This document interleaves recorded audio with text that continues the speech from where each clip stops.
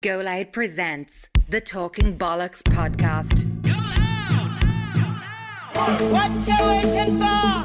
Put your back in it. Just a little more. Throw your weight in it now. Tell your body you're dead. Walk it hard and long. When you finish that, The hip knocker. go down, go down, go down. Come up, come up, come up, come up. Episode 90 of the Talking Bollox podcast brought to you by Go Loud. It's me, COB, It's me, 30 Flower. and this week we're joined by John Connors. John. How are you? I'm good. I'm laughing because the two of you are dying from EP and you don't even drink. Yeah. Oh, John, we're in a bad way. Out straight, like, I try to explain to people sober hangovers are a real thing, John. they're fucking worse. Yeah. You are no fucking John, bollocks. John, listen to me. lad, the last time I was in EP, you don't even understand. It took me 2 weeks to recover. And I tore me ligaments from dancing that hard. What's your man's name? That fucking DJ. Paul McCabe.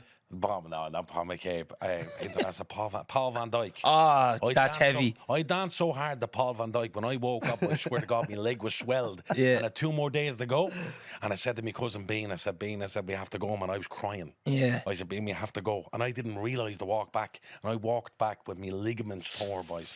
And I said, never again am I doing EP. Never again. You clock up some amount of steps down there, don't you? That place is hell down It's there. its own country. Yeah. But what I mean is, John, see with the way we don't gargle, you don't expect to be in bits. Yeah. And oh my, look, I am genuinely still recovering. My skin's all over the shop, my Yeah. hair, like, I can't talk, I'm in bits. I fractured my ribs last week. So the first time, I didn't get down, Caravan went down Friday. I was supposed to get down Friday as well. But I fractured my ribs, said I'm not doing 2 nights in the Caravan.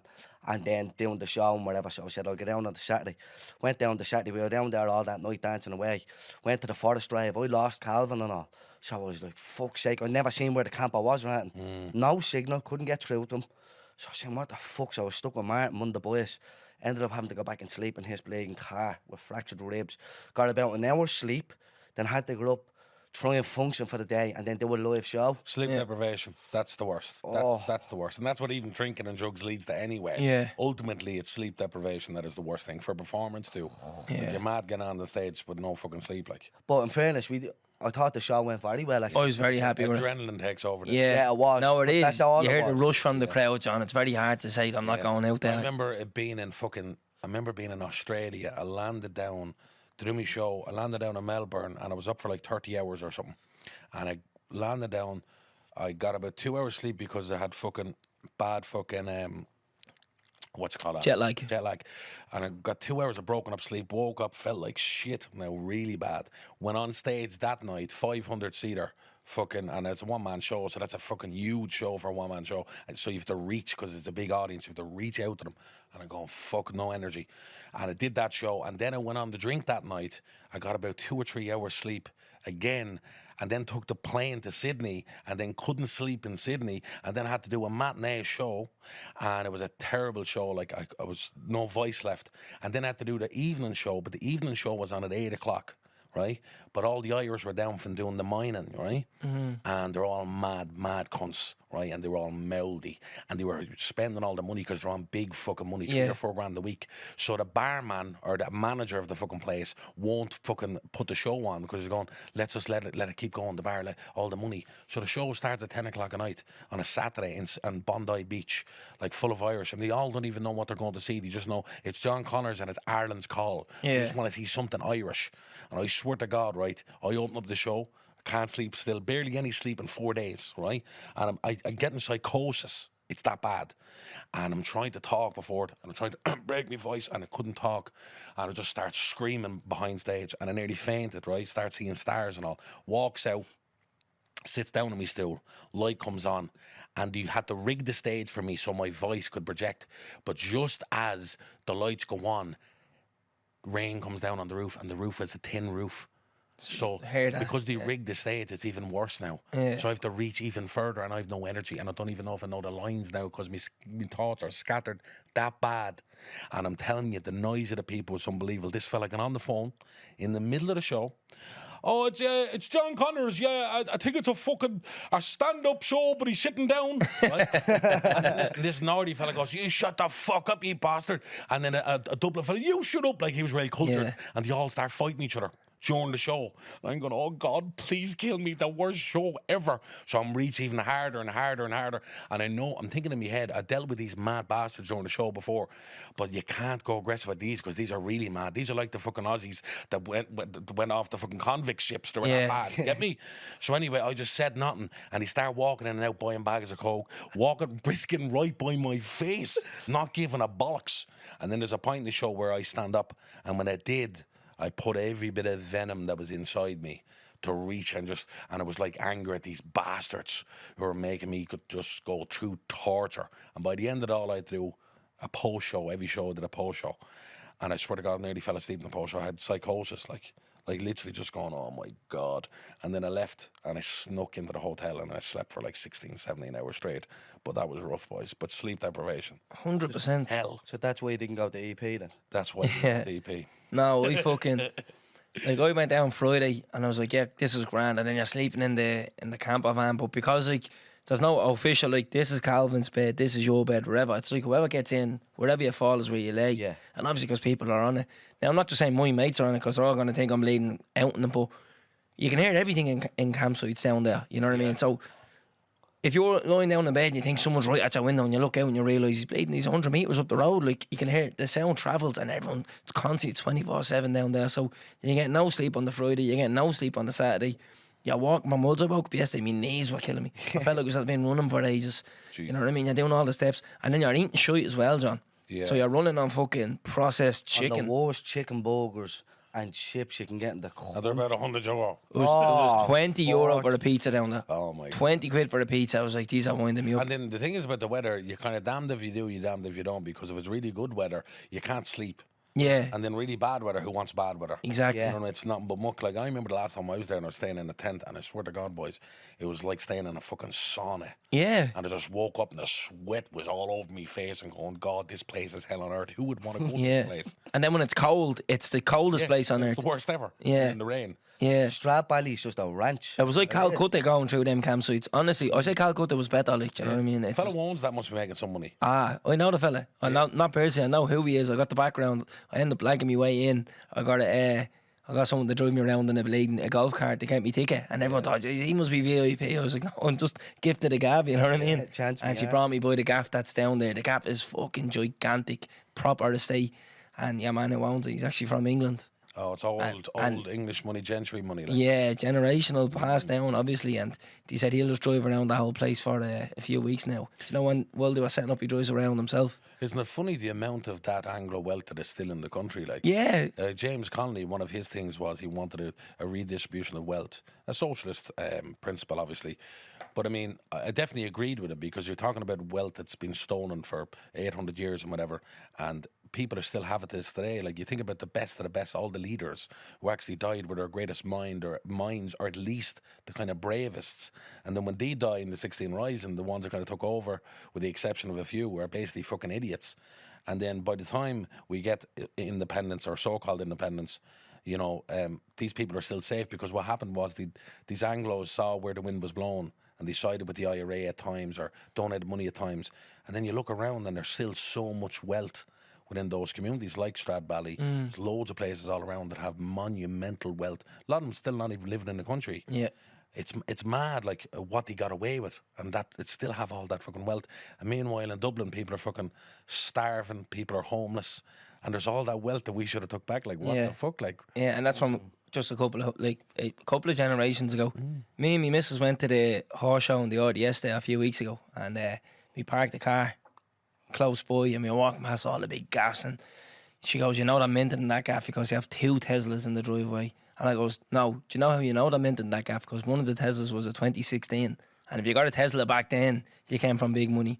And I'm walking by, and she's like, "I wonder what all these people do." And I was like, "No, I don't need to know what they do, because I know they inherited that gaff.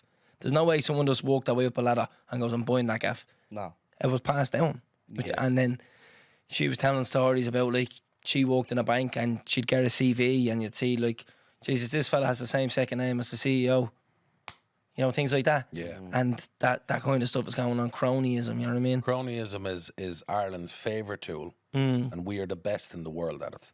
And you see it all across our institutions because we're a small country and we're island folk. Our elite are small and they all went to the same school. We're Belvedere, Blackrock, you name it, and they end up going into similar professions or professions that serve each other. They're all serving each other. So our elite are kind of very small and they have things wrapped up. And we are the best at that. Even if you look at our politicians, like a lot of our politicians in rural Ireland would inherit their seat because their father was the TD. So then he's the son. Yeah. So he inherits that seat. Yeah. It's fucking mad. Just off the back of a second name. Yeah. And even if you look at the GAA, right, which, and I'm not against the GAA in terms of like the sport of Gaelic and hurling, whatever. But if you look at even the culture they have around that, obviously they're amateurs and they're the second biggest amateur organisation in the world, the GAA, behind the Olympics. They're making a lot of money and they don't pay the amateurs, right? But the nudge, wink, wink that we all know is that, oh, you get a job or you get something. Yeah. But even that, and I'm not saying that's wrong because in some ways you're going, they're amateurs, of course, they should benefit in some way. But that's open corruption. Yeah. It's mad that we accept that. They're a legal cartel. Yeah, do you know what I mean? Like, it is mad. Like, we're a funny little weird country, you know? And we serve each other and we just look out for each other that come from our class. And that's the thing. Like, we live in the time now we're talking about kind of woke politics and different sort of gender stuff and sexuality and race. And there are valid arguments for all those stuff. And, you know, just if you hit one of those boxes, you could get discrimination on X, Y, and Z. But really, the biggest privilege anywhere in the world is economic privilege. It's the biggest one, and we talked about this in the live show. Yeah. It's the one they want to ignore because these people who are in the media and are writing about these issues are from upper class backgrounds, so they're never going to call out people from their own background. They're never going to call out their own economic privilege, which is the only thing that really exists that is tangible. Money is the only thing that's tangible, right? Like, do you think someone that's on the street in Dublin who's starving tonight with a sleeping bag, does it matter what colour they are? No. Or sexuality? No, it doesn't. What matters is what's in their pocket. And that's the reality. That's what we have to get our head around. But we've gotten brainwashed, you know. And America, like Ireland's we're basically colonised nowadays by American pop culture. Yeah. As we're anybody in the English-speaking West. Yeah. We're all just abbreviations of America now, essentially. Like, we're America. Culturally, we're American. Yeah. So we adopt their politics, we adopt their culture wars, when in actuality our history is very different and there's a lot of different nuances to who we are as a people. Definitely. And we can't put that diaphragm onto Ireland, you know, that American thing. It's weird. And that's something we've called out before. Like, you'd see like an atrocity that happened in America and people would go protesting here and you get thousands on the street. But something similar would happen here. And there's not a whisper. It does turn a blind eye to when you'd be like, well, bring the same energy. Like, you can actually impact those 6,000 or 7,000 people that are protesting can actually impact the effects of this, what's happening on your doorstep. Like, fair enough, you can acknowledge what happened across the world in America and call it out and say how bad it is and how it could never happen again. I am in protesting for it either, but if you're going to do that, at least protest for be what's consistent happening on with your it. doorstep. Definitely, because you can impact that. You can impact it. I think people just love to jump on the popular bandwagon. Yeah. Definitely, and that's what it is. But people love the part in that the there. back. And it's all online now. And you have to remember, like, these social media apps have been rigged to give you dopamine hits and to release a serotonin through your receptors. So it's an addiction. And then what happens is you get rewarded online for these images. So there's no real reward to going out to the water charges or for homeless people. No. But if you're doing Green Revolution stuff or if you're doing, you know, racial stuff, there is a reward. And you get to say online that you're good. Yeah. You're a good person. And basically, you're a good person until someone else disagrees with you. Yeah, definitely. You see this with people, and you go, they're good, but someone disagrees, and then all of a sudden, their empathy turns into apathy, and they're vile, vicious people, and you're going, what's wrong? Can we not just disagree on something? Yeah. We're literally at the point now where we can't disagree on something else, and it's madness. But that's cancel culture for it as well. But that's what I think is mad. Protests, like, there were certain politicians and all coming out during lockdown doing protests for things that happened across the water, and then certain things would happen over here. People would want to protest, but then these politicians were against. Us to get locked up and you can't visit your granny. You're going to kill her with COVID. Exactly.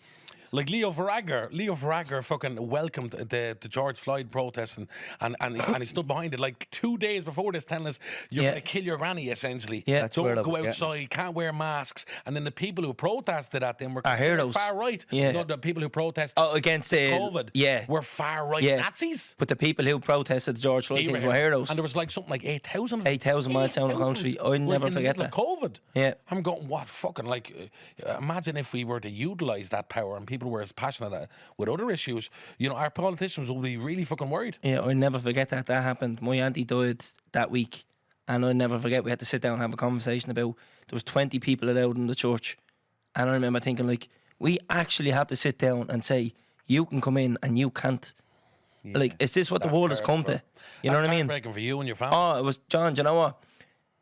I always said it, like, being in that church was one of the worst experiences of my life, and then walking down back out the church with the coffin. And I remember thinking, this is horrible. That's horrible, man. Because, like, how eerie it was, there's no one there.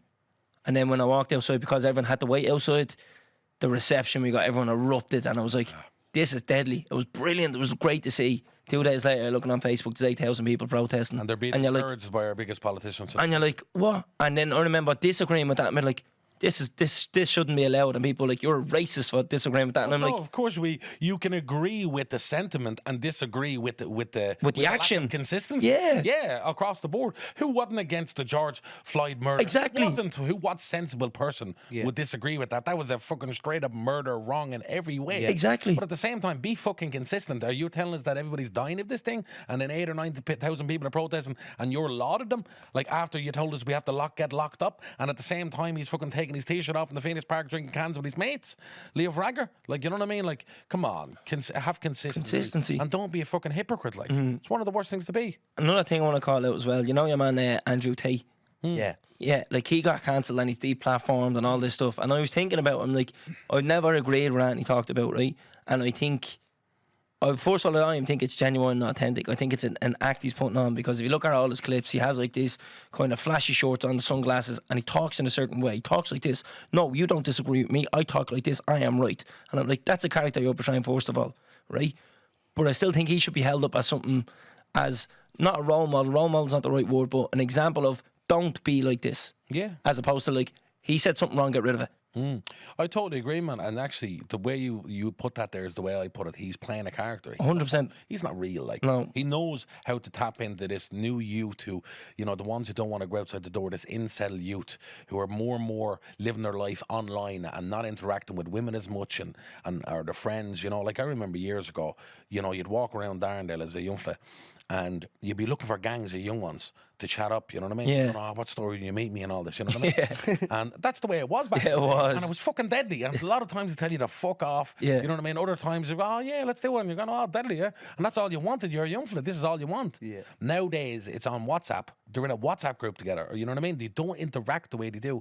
So Andrew Tate is that they're coming along like, it's like the perfect storm for someone like him. Yeah. And he's a masculine man and he's playing up to that. And listen, he's looked into a lot of what Jordan Peterson done, right? And I wouldn't put them in the same, they're very different, but the sentiment of who Jordan Peterson is connecting with, and he found an ultra masculine way of connecting with those people by playing a fucking character, and he is a legit world champion kickboxer. Yeah. Right? Now I disagree with 90% of what he says. Some of the stuff I go, yeah, no, that's common sense stuff, and it's the rule of a little bit of truth can get away with a lot. You know what I mean? Yeah. You tap a little bit of truth in, and then you can fill it with all this bullshit, and you're getting these young malleable men.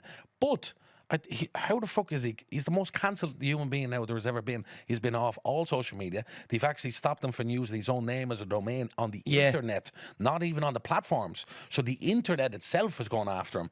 So you're going, no, no one should decide what content I watch, who I get influenced by. That we should never give that control to somebody, because now we're living in a technocratic world in which the online world is so important for people making money now. You know, lads, this is your bread and butter now. Like, no one should ever choose what people listening to Talking Bollox or not for whatever view that one of you may or may not hold. We should never be given that much of power away to any corporation or institution.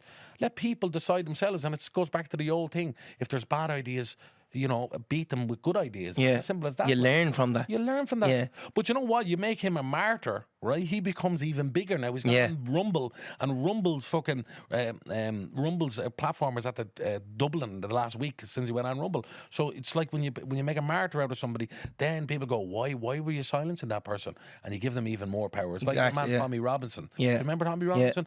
The Islamophobe who had fucking Irish immigrant parents, so a hypocrite. But Tommy Robinson then got bans off everything, and now he's a fucking cult hero in England. Like, people love him. He's almost like a saint to the English working class people, and it's because he was censored and pulled off all platforms. So you know what I mean? It's not serving their own purpose, which is silencing this person. They're not going to end up. Alex Jones, when he got pulled off all the platforms, his app became the biggest app in the world. It crashed. It was that big. They couldn't even handle it. The server couldn't handle it. Do you know what I mean? So it's same with Trump starting up his own social media thing. And there you go. Like, you know what I mean? The numbers are going through it. Exactly. So it's actually, counterproductive to what they're trying to do. Absolutely. Yeah. They're trying to silence someone's actually counterproductive. So I'd like, for example, you said like people should have the choice to listen to talking bollocks, and let's say we said something controversial, and now I'm going to come up with a crude example, but like Taryn says, toast shouldn't be buttered. Yeah. And that's how it is. You should never put your toast. I wouldn't like someone to say, do you know what, get rid of talking bollocks completely. I'd rather someone say, oh, that's what they believe in. I actually don't want to listen to that anymore. It's grand. It's there. I'll scroll past it on Spotify Give them instead. the choice. Yeah. But even when you saying, you know, you might say something controversial, but every now and again you're going to say something controversial to somebody else because it's all subjective, and there's no human being out there. Like, if a human being tells me that I'm left wing, right, or I'm right wing, and here's all the left wing positions, and I believe in all those positions, or here's all the right wing positions, and I believe in all those positions, I know that I'm talking to an ideologue, someone who's obsessed, ideologically possessed, with actual no core beliefs, because there's not a human being alive on planet Earth that doesn't have positions all over the gaff. Yeah. Conservative, liberal, all over. Like, I grew up as a traveller, right? So I obviously have conservative views because it's in the name conserving, because I want to conserve my culture and traditions. Yeah. However, I broke the mold in many ways and hold liberal left-wing views, and I'm all over the place. And that makes me, John Connors, me. Yeah. I've positions everywhere, but we live in such an extreme world that a person on the left or person on the right see your position here or your position there, and then they brand you. Yeah. You know, like, for instance, I was pro-gay marriage, and I was one of the only voices of anybody who's sort of well-known in my community that backed that, because we come from a very conservative culture, right, who would have been against homosexuality for so long, and still are, I would say.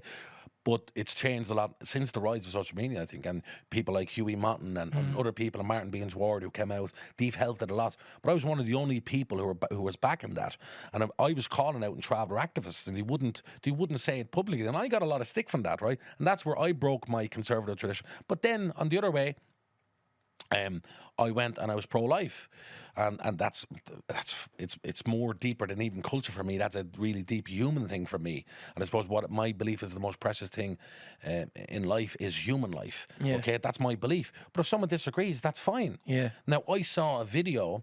And this was like maybe the first time it got cancelled. I saw a video, and there was all these Irish celebrities, and they were all saying that they were pro-choice, right? Every one of them. And there was no Irish so-called celebrities that came out as pro-life. None. And I had loads of people hit me up because they knew by my silence, they knew I was pro-life, right? Now, I said, what am I going to do here? Like, I feel like I'm betraying my beliefs, so I don't put something out there, because everybody else is allowed to put what they want out. So let me just put something out, all right? And I'll just say, here's my position, now leave me alone. All I did was put up a picture pro-life, right? Oh my God, Pandora's box opened up. I had something like 5,000 comments in 24 hours on my Facebook page, personal Facebook page, right? 90% of the people condemning me and calling me a misogynist, right? Now, it's very funny to ever be able to call me a misogynist, a person who was raised by a single mother. Yeah. In a really tough culture, in a matriarchal culture, right? Having to fight for us, literally fight for us. My mother is my fucking hero. I love her more than any person in this world. But then I asked the question, if I'm a misogynist, what about my mother, who's also pro-life? Is she a misogynist? Yeah. Or the women who's pro-life? Just ask these questions. So then they start coming after me so hard. Some of them were doing death threats. People who were on the repeal campaign were saying, I hope that it goes through so at least traveller children can get aborted, right? These people who had verified people who had their repeal tops on them and all, these people who were seen as tolerant, as empathetic, as left-wing and as liberal. Yeah, until you disagree with Until you disagree with them. And you saw the spite and the evil in these people coming through.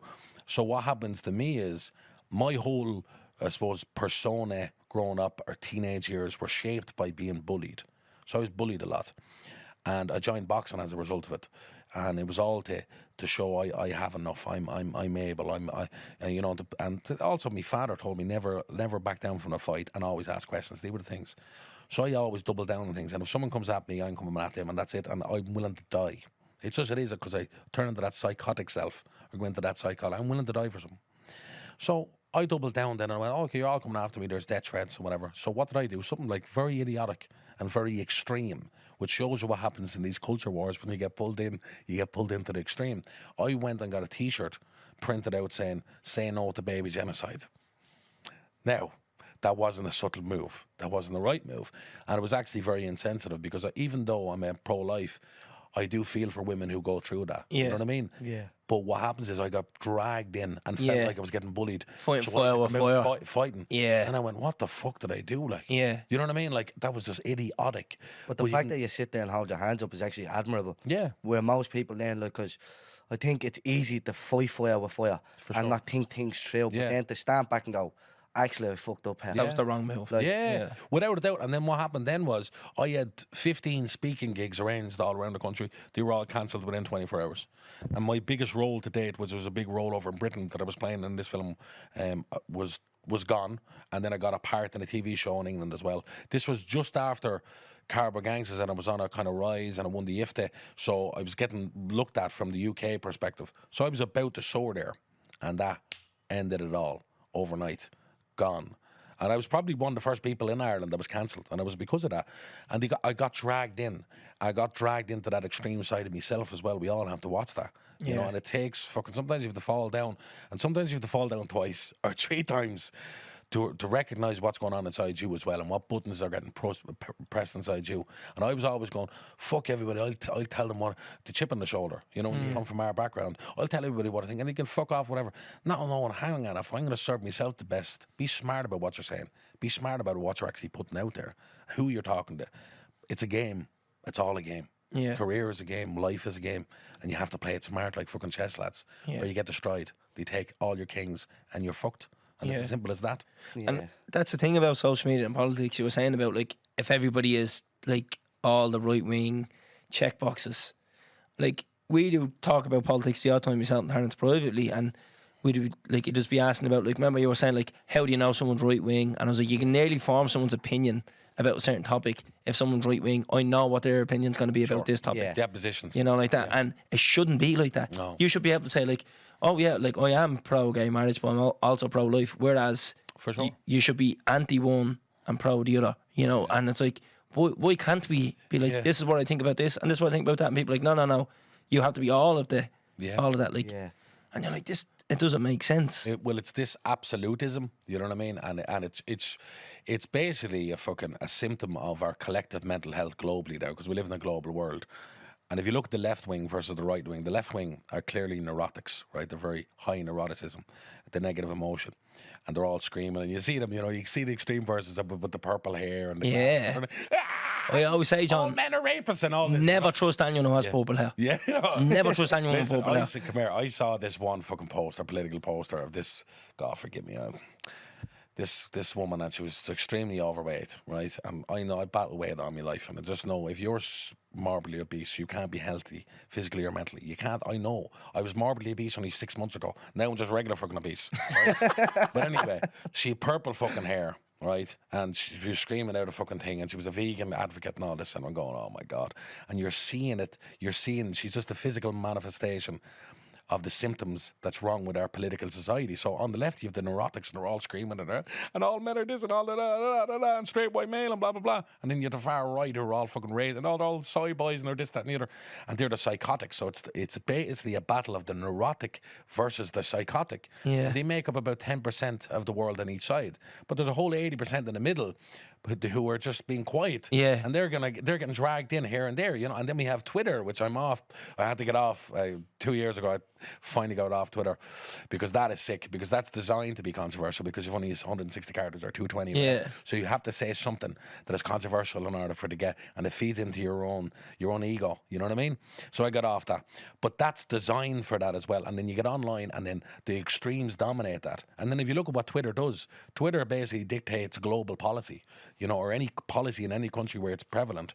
You know, all the media are on it, the Irish media are on it, the Irish politicians are on it. It's very important, Twitter. So you just have these extremes that are coming in, and it's easy just to get dragged in. And do you think it's just online that people are like that? Is there anybody that's actually in real life that are actually like that on both sides? Well, 6-7 years ago, I would have said it's only online. Yeah. And 6-7 years I went, this is only an online problem. Or, you know, the stuff of the extremists, the kind of far left extremists, the kind of, you know, the stereotype purple haired people, you'd imagine they were only in university 6-7 years ago. But now, you know, it's 6-7 years later, and they're in positions of power, and it's actually changing. They are changing the culture. Like, I remember going to Cork University myself, Frankie Gaffney. Oh fuck, he's gonna kill me for not remembering his name.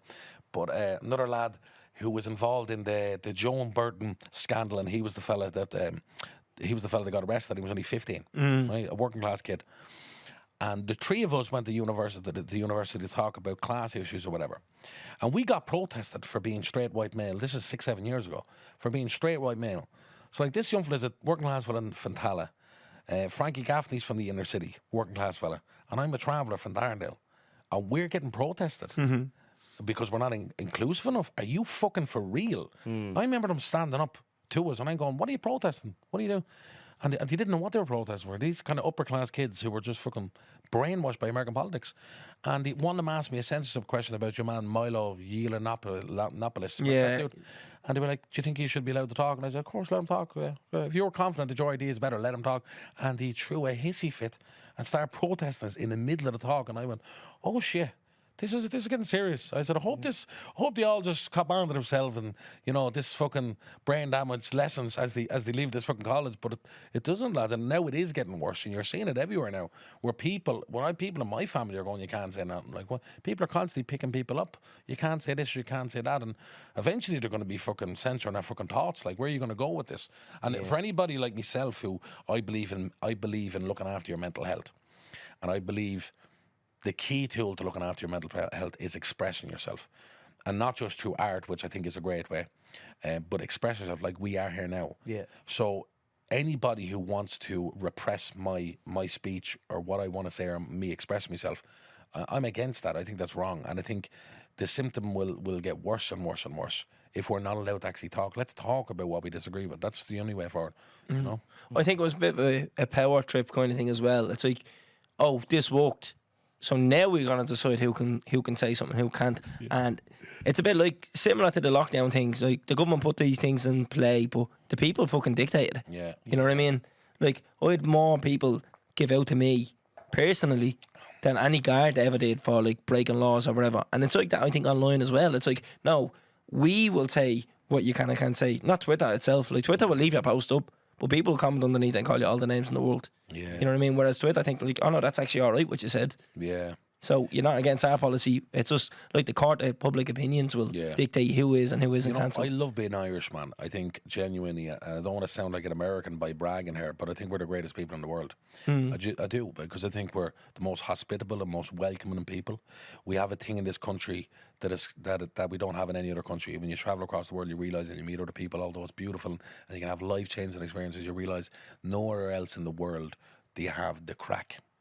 The crack is beautiful, and the crack is many things. The crack is storytelling, the crack is singing, the crack is warmth, the crack is you can make a friend like that in Ireland. The crack is many things. So I love being Irish, right? And despite the fact that I got a lot of discrimination for being a traveller in this country, I still love it. I would never change it. But our flaws, we're very obedient people. Yeah, the Irish. Definitely. The fighting Irish have become the sedated Irish. So, and we saw that in lockdown. That was like really like to a nuclear point going, wow. How obedient we were compared to other countries, lads. Like, other countries would not take shit. And whatever your position is in that, but you look at the EU, basically, we're grateful because they give us a few signs and roads. And the dictator, like, imagine, do you know that an American state in the USA, right, has more state over their state policy than Ireland has as a country within the EU? And yet we've a favourability rating of like 97% with the EU. We're EU loyalists, right? Because the Irish are last to the fucking races all the time. We're so fucking obedient and we just want to get along. We have to dissect that, lads, as a country, because it's a big fucking problem, you know? But definitely, not even in terms of the COVID and stuff like that, but in terms of like what's going on with the government. Every week there's a new scandal with the government and someone's literally getting caught with their trousers down after, like, literally people forgetting to register 11 properties. Oh yeah, I forgot I had them under my name, I just didn't register them, and we're just like, grand. So to call out Robert Troy, did you see the people in his constituency? They interviewed him, so what you think of that? People are like, well, he didn't murder anybody, so he's grand. And you're like, no, he just had 11 properties there that he didn't declare. So remember when Varadkar came out and was like, welfare frauds cheat us all, and you're like, right, so you want me to rat on anybody that's like doing a nixer, or for example, but this fella is not paying property tax and he's pushing. Another fella come out, I think he's a senator, he's on 60 grand a year and his missus earns 6 figures a year and he's collecting HAP. And you're like, wait, hang on, what's the difference here? But like, you know what? We just get on with it. We're like, I have fuck to it. laugh at that Viraga thing, basically criminalising people for being on welfare. Meanwhile, they were given literally, I think at that time, I haven't checked the latest, but they were given 160 million of our taxpayers' money into private schools. Yeah. I thought the whole point of a private school is not state funded. And then you look at the level of corruption, you look at the amount of ministers, government ministers, elected TDs that are actual landlords, and they dictate policy on housing. Like, that is the most crazy corruption that I've... The like, problem I there, can't John, believe it. they can't relate to working class or traveller communities. No. They can't, so they don't know what it's like to struggle. They've never Sure, struggled. what the Viraga say? Why don't he just do what I did? I borrowed Get the a money loan. on my man and dad. Yeah. Oh yeah, every mother and father just has 40 to 50 grand just lying around there. It's the most- Sure, that was a good idea. I'll ask my mother, who's been on welfare all her life, for 50 grand. Yeah. Nah, nice one. That's what I'll do, Viraga. Thank you. What a genius. And they're like, that it's so out of touch that, like, even that, like, if you were to say that to them, oh, my mother was on welfare all her life, she's a single mother, well, why is she on welfare all her life? They can't relate to struggle, they can't relate to poverty, they don't know what it's like to go hungry, they don't know what it's like to not be able to pay their bills, or sleep in a flat, a one-bedroom flat with 5, 6, 7 years there, cold, nothing to eat, you're eating bread, mouldy bread. So you don't know what discomfort is. They don't know what that is. So to them, pumping this money into these private schools, sure, look, we'll look after this. They're forgetting that there's people homeless out here, there's people going hungry, and it's getting worse by the minute. Like, this winter is going to be a real struggle. Like, the next few months for working class people and people in areas of poverty, like, are really going to struggle. Like. Especially with all the energy bills and everything. Going. It's no joke, lads. Talking Inflation about is gone blackouts as well. Yeah, it's going to... Well, Britain are already talking about they're going to do 2 or 3 days of blackouts soon just to conserve fucking energy. It'll tell you. And we're behind them, boys. Like, it's all coming. Like, the inflation is going through the roof. Like, everything is... The fuel is... Like, it's mad times we're in. Like. It is. It is very scary times. And it's not even that they can't relate. It's that they actually don't want to even put in a policy that would benefit people. Yeah, you know what I mean? They're narrow mind, they're closed minded. Instead of actually just even hearing opinions of people from these places, they just don't want to do that. They don't want to look into it. They just want to go, we think this is the right thing to do, we're doing this. Yeah. But what about everybody else? What I said this before, I did a show where I think it was the Vincent Brown, no, it was the Ivan and Ivan Cooper, Ivan Yates and your man Matt Cooper, that show. And I was on it with fucking 3 politicians, Joan Burton and then Fianna Fáil and Fine Gael, which is 2 cheeks of the same arse. And basically, we were all talking before, and we were all talking, and I was being civil to them. And I said, when we go out there, I'm going after you. It's just straight up, like, you're going to be held accountable. Because I don't care, and I'm not going to do, political discourse. I'm going to just call you out because what I believe they actually are, lads, is psychopaths. Now, if you look at the literature, the psychological literature, and you look at the different careers that psychopaths or sociopaths gravitate towards, the politics is very at the very top. Politics and banking, because it requires a level of apathy, so that you can just go, I'll just sign that piece of paper, and I don't care. I don't care who gets evicted. No consequences. There's no consequence. And I said it to the face. I said, you're psychopaths. I believe you should do a psychopath test. Because I think to be a politician, you should be very high in empathy and openness, as opposed to be the opposite. And again, if you look at what they did with the welfare cheats, look what happened. Look what happened to the bankers in this country. Nothing. The ones who ruined lives, the ones who caused thousands of people to kill themselves, the ones who caused thousands more to be homeless by a little stroke of a pen. But yet we're need to worry about the people in the tracksuits and the people who are doing welfare fraud. They're the real villains. Like, and then we believe this. And then what happens is you get people who are at the bottom of the economic ladder, who are working really hard, who are doing a fucking warehouse job, and they're hating the fucking job. And then they get somebody to hate on. And it's the divide and conquer. It's a British colonial tactic. They've been using it since the beginning of fucking time, Yeah. They pit us against each other. Yeah. Like signing in a policy to give landlords a tax break when something like 40% of TDs in the Dáil at the moment are like landlords. Yeah. Like, so you're putting in a policy that benefits you, but they put a spin on it. It's like, let's keep them in the market because we have a housing crisis. Yeah, well, your politician being a landlord is like is basically like your surgeon being your funeral director. Yeah. Yeah. That's what it is. Yeah. Yeah, I'm gonna fuck up this surgery so I can also do your funeral.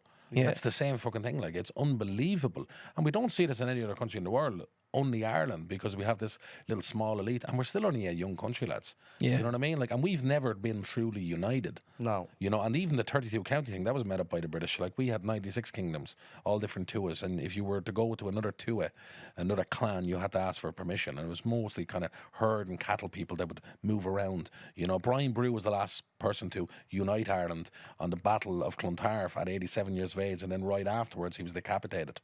Do you know what I mean? So we've always had that clannish mentality, and we kind of stick to our own clan, that tribalism, and you see that replicated in modern day GAA and how we do that. Yeah. The only good thing I would say about the GAAs, as opposed to soccer in England and that, is we don't have that hooliganism. We have the crack, you know. You can tip aside someone from a different county in And Croke you have Park. the buzz, and Yeah. that's the Irish thing. Yeah. That's the crack. That's what I was talking about, you know. Yeah. Right, boys. I don't know how far into this episode yeah, but usually we start with singers. Yeah. We have to go on a few tangents there, John. Yeah. Just a couple of tangents, that's I think all. we're about 5 minutes in. Yeah. So, singers from last week, John, yeah? Fuck me, man. I think that's the longest we've ever went without doing singers, is it? It crossed my mind there that we probably get away with never doing them in not doing them in this episode, but now that you have the results, you may as well We do may it. as well just jump into them. Yeah. We may as well do them. So, John, I'm going to get a good answer out of you for this, I think. So, would you rather your best friend, yeah, ride your missus on you, or them get Kill 'em. or them get 25 years in prison? My best friend ride me missus, or he has to go to prison for 25 years. We'll twist Ride it. me missus. Yeah. Yeah, it's my best friend. Like, Well, I'm not twist putting him to, not putting him, if he's my best friend, he ain't going to prison for 25 But if you years. ride your missus, is he It's still going to be going awkward at all the parties. We're probably not going to be friends, but I'm going to save his life. You know what I mean? Yeah, would you? Yeah. Yeah, I think so, yeah. Because What about people were asking, I was like, right, put it this way. Imagine your mate's in court and the judge says, sentence you to life in prison. But if you ride his missus, if he lets you ride his missus, you don't have to go. I think that's different because you're looking at it from a different point of view. I Is think that- you're- That's what crossed my mind. It's That's a like, question, If though. that was me, I'd be like, obviously, take a spin off her. Go up on the saddle. I'll pat you on the hole while you're doing it, you know? But I think it's like one of them where it's behind your back and you find out about it and you're like, oh, the dirty dog. Oh, you mean, no. But, So it's not a predicament of like, the judge will give it to you two mean- options. that's the way I looked at he it. did it Is slightly. You mean, If that's the case, I think we'd all say, right, are then, you missus. saying he did it slightly to get off? And that was the deal. He No. This is some mad So, question. Yeah. so let's This just is some Machiavellian shit. Yeah, I Let's didn't just take break it up it that back way. down. Let's just break it back down, right? It's either or. It's not one or like. It's not like the judge is giving you two options. It's like he's going to ride your board on you, but like you'll find out about it. So you're saying, would you rather the heartbreak of your mate going Yes. to prison, or would you rather the heartbreak of finding out you rode your board? Yeah. Oh, sorry. Yeah. Yeah. If he was bad enough to ride me missus, fuck him and Yeah. go for life if he wants. Yeah. I agree with John. Yeah. Same. Yeah. I think that's. What So I don't know where we're at right now. Yeah. Kind of. No, because last week when it was put to me, it was just like, your best mate's going to go and get locked up, get locked in prison, unless he rides your board. And you're like, oh, that's a bad one. Let them ride the board out then, would you? I don't know, it'd be a good one though, wouldn't it? Would you? We You'll think let about me it. do 25 years. Yeah. Just, I'll blow me you muck in a assuming minute. you- I'll drop up to you for the park run every Saturday in the Joy. Throw something over the wall. Yeah, doing a drop to you. Anyways, right, so 66% of people who've had their friend go to prison. Oh my God, yes. 2 out of 3 people will pick that. Yeah, and 34% would sleep with her. John, what do you call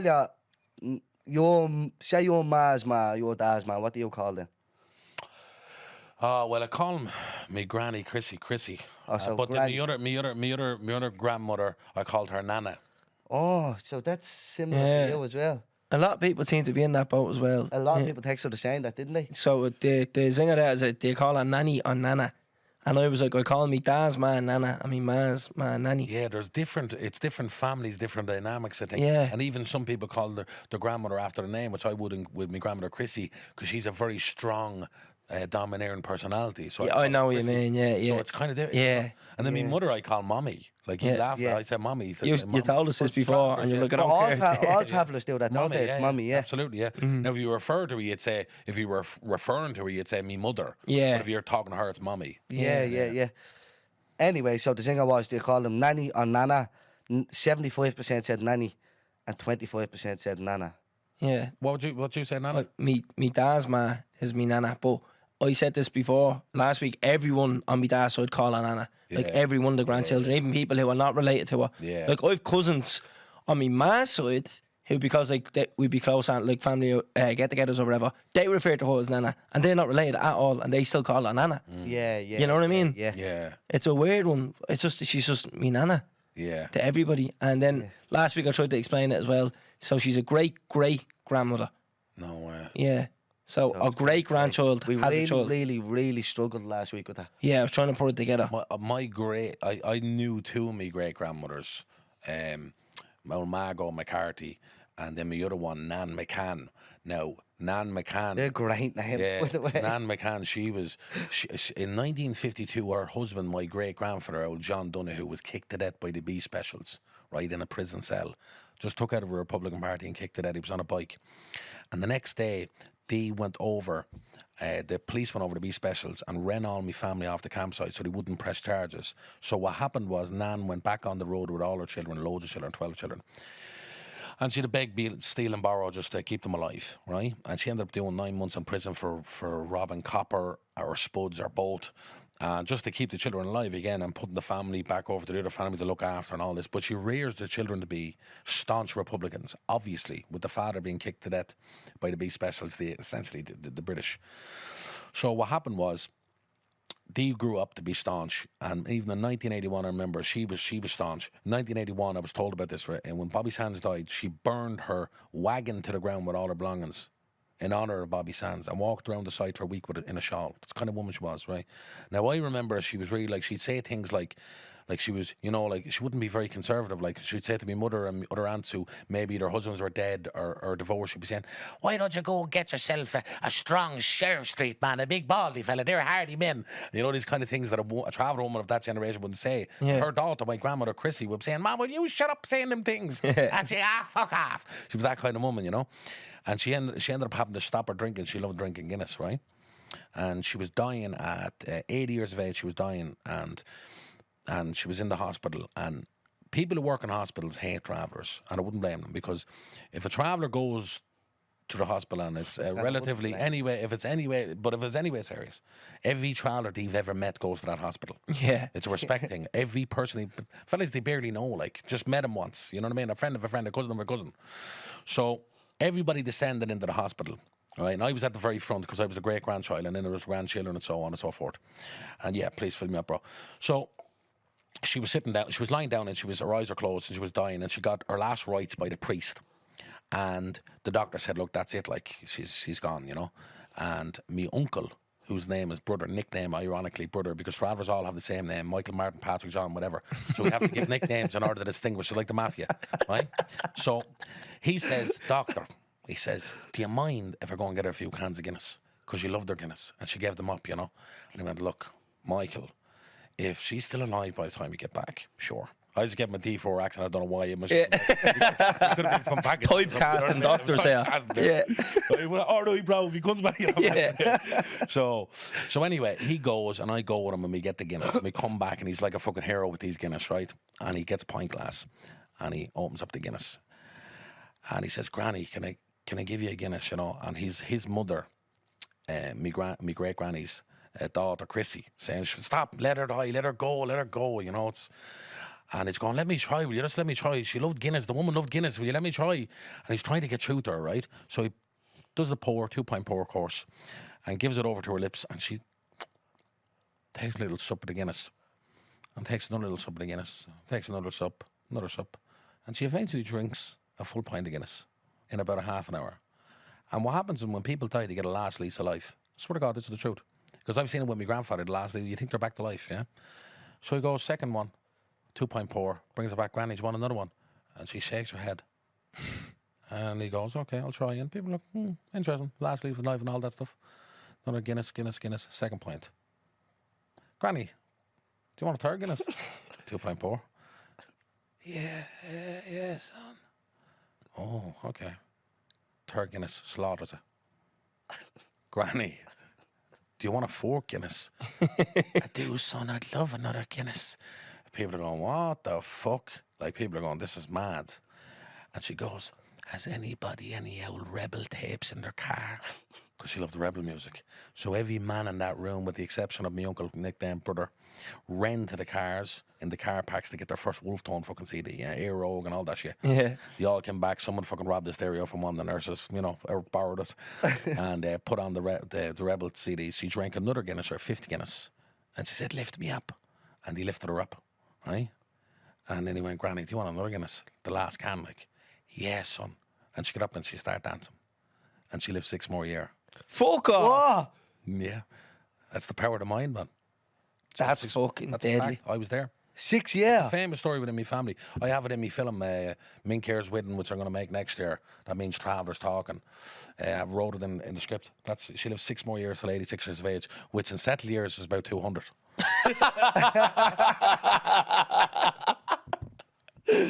It's not a great advertisement for Guinness. That's fucking mad. Guinness, if you're listening out there, fund the fucking film. That's And fucking madness. that's a fact. That's a fact, man. Yeah. That is But a it great story. Isn't that like, that's a great example of the absolute power of the human mind and what it can actually overcome. I heard so Because she many was stories deprived. like that. John. She was deprived of her Guinness that Yeah. she loved for years, you know. And something switched. It's not about the Guinness, but it is about the Guinness. But it's not about it's not about the Guinness. It's that thing that she was deprived. purpose, like. Yeah, exactly. Going, "Oh, get me a Guinness again," and that was it. She lived 6 more years. Because I heard of someone who only died recently, and they used to like go to the shop every day and like get the same thing and come back, but they fell ill or something like that, and the doctor says, "You're a bit old and you have to stop doing that," and they did, and they were dead in 2 months. Yeah. And someone says they used to do that daily routine and that was gone. And you hear so many cases of elderly people as well. They'd be told to stop smoking or drinking or something like that, and then they stop and then they deteriorate. Absolutely, Yeah. yeah. Which is very strange because you're like, that stuff is scientifically killing you. Yeah, Yeah. because we haven't got a grasp on the psychology of it all. We don't fully yet understand, or the neuroscience with all that stuff.